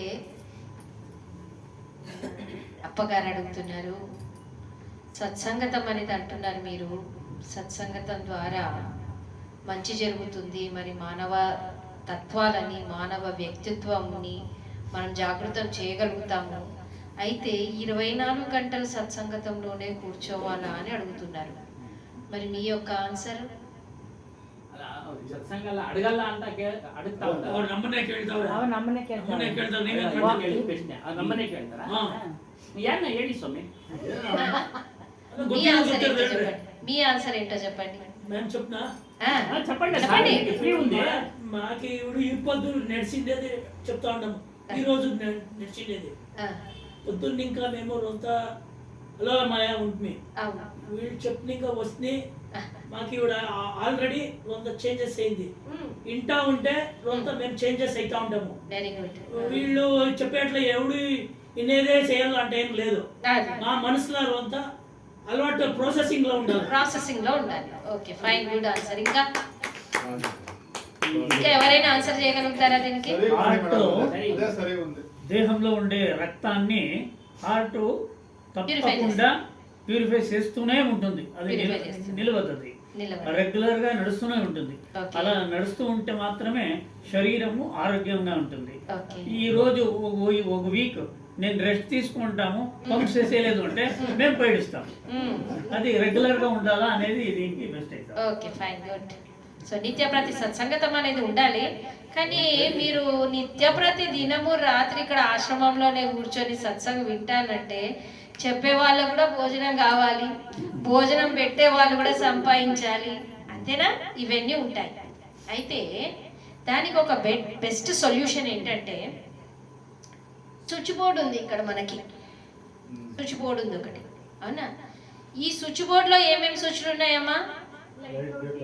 ఒకటి వేస్తే లైట్ ఆన్ అవుతుంది, ఒకటి వేస్తే ఫ్యాన్ ఆన్ అవుతుంది, ఒకటి వేస్తే గీజర్ ఆన్ అవుతుంది, ఒకటి వేస్తే చలిగా ఉన్నప్పుడు హాట్ అవుతుంది. ఇవన్నీ ఉన్నాయా లేదా? వేరే వేరేగా స్విచ్లు ఉన్నాయి వాటికి. కానీ అన్ని కనెక్షన్స్ ఎక్కడ ఉన్నాయి? ఒక బాక్స్ లోనే ఉన్నాయి. ఒక స్విచ్ బోర్డ్ లో వెనకాల ఉన్నాయి అన్ని కనెక్షన్స్, అవునా? స్విచ్లు వేరే వేరే ఉన్నాయి. అయితే ఈ అంతాకరణం అనేది ఒక స్విచ్ బోర్డ్ అన్నమాట. అంతాకరణం అనేది ఒక స్విచ్ బోర్డు. ఒక స్విచ్ ఆన్ చేయండి, సత్సంగతం ఆన్ అవుతుంది. ఒక్కసారి వేసిన తర్వాత లైట్ మళ్ళీ వేసేది అవసరమా మీకు? ఒకసారి స్విచ్ వేసేసారు, అవసరమా లైట్ మళ్ళీ మళ్ళీ మళ్ళీ అది పట్టుకొని నిల్చోవాలా? పట్టుకొని నిల్చోవాలా? లేదు. నావలో ఇక్కడ నుంచి అక్కడికి వెళ్ళారు, నావనే పట్టుకొని ఉంటారా? ఉంటారా నావని పట్టుకొని? ఒడ్డొచ్చేసింది, దిగాలా లేదా? ఒక బస్సు పట్టుకున్నారు, అక్కడ ఇందాక వచ్చారు, బస్సు వదిలితేనే కదా ఇంతవరకు వచ్చారు మీరు. వదులుతాం కదా, అంతేని బస్సును మర్చిపోతామా మనం? బస్సులో వచ్చాము అనేది మర్చిపోం కదా. అదేవిధంగా స్విచ్ బోర్డులో ఎన్ని స్విచ్లు ఉన్నాయైతే ఒక్కొక్క స్విచ్ చేస్తే ఒక్కొక్కటి జాగృతం అవుతుంది. అదే విధంగా మన ఈ అంతఃకరణంలో మంచి చెడు అనే కనెక్షన్స్ అన్నీ ఉన్నాయి. పెద్ద పెద్ద మహాత్ములు అయినప్పటికీ కూడా వాళ్ళ లోపల కూడా చెడు అనేది దాగి ఉంది. కానీ అవి ఏమైపోయాయి? సాంగత్య ప్రభావంతో అవన్నీను అణిగిపోయాయి, డిప్రెస్ అయ్యాయి, అవునా? సమయం 6:30 అవుతుంది నాకు, ఫైనల్ చేసేయండి కదా? ఫైనల్ చేసేస్తాను. సో ఈ విధంగా డిప్రెస్ అవుతుంది. కనుక ఒక స్విచ్ బోర్డులో కామం ఉంది, ఒక స్విచ్లో క్రోధము, లోభము, మోహము, మళ్ళొక స్విచ్లో ఏముంది? మంచితనము అనేది ఉంది, మంచితనము అనేది ఉంది, మంచి వ్యక్తిత్వం అనేది ఉంది. ఇక మీరు ఏది ఆన్ చేసుకోవాలంటే అది ఆన్ చేసుకోవచ్చు. ఇక్కడ ఉన్నంత కాలము ఏదైతే తెలిసిపోయింది మీకు, ఏ స్విచ్ ఇప్పుడు అమ్మకు చెప్పగానే బయట లైట్ అనగానే తనకు తెలుసు కాబట్టి ఒక స్విచ్ ఆన్ చేసేసింది. లక్ష్మమ్మ అక్కడ కూర్చుంది, బయట లైట్ అనగానే తనకు తెలుసు కాబట్టి ఒకటి ఆన్ చేసేసింది. అదే విధంగా మీకు తెలుసు ఇప్పుడు ఏది ఆన్ చేస్తే ఏది లభిస్తుంది, ఏది ఆన్ చేస్తే ఎట్లాంటి వ్యక్తిత్వం మన లోపల వచ్చేస్తుంది, ఎటువంటి మంచితనం అనేది, మన పరిసరాలు అనేటివి ఎట్లా శుభ్రం అవుతాయని తెలుసు. ఈ విండో ఓపెన్ చేస్తే తాజా గాలి వస్తుంది అనేది మీకు తెలుసు. సో ఒక్కసారి ఓపెన్ చేస్తారు, గాలి అదే వస్తూ ఉంటుంది కదా, వస్తూ ఉంటుందా లేదా? ఒకసారి ఓపెన్ చేసేసారు చాలా, అంతే, అది వస్తూనే ఉంటుంది. మళ్ళీ అవసరమైనప్పుడు దాన్ని క్లోజ్ చేస్తారు, అది వేరే విషయం. సో అదేవిధంగా మన లోపల మంచి చెడు రెండు దాగి ఉన్నాయి. మంచి కావాలనుకున్న వాళ్ళు మంచి స్విచ్ ఆన్ చేసుకోండి. కామం సమయస్ఫూర్తితోని కామం వస్తుంటుంది, అది గనక ఆన్ చేసినట్టే మళ్ళీ అదే స్టార్ట్ అయిపోతుంది. క్రోధం ఆన్ చేసినట్టే క్రోధం వచ్చేస్తుంది. కానీ అటువంటి సందర్భంలో మనకి నాలెడ్జ్, సత్సంగంలో నాలెడ్జ్ తెలుస్తుంది. వద్దు, ఈ స్విచ్ ఆన్ చేస్తే చలికాలంలో ఫ్యాన్ ఆన్ చేసుకుంటే, కూలర్ ఆన్ చేస్తే,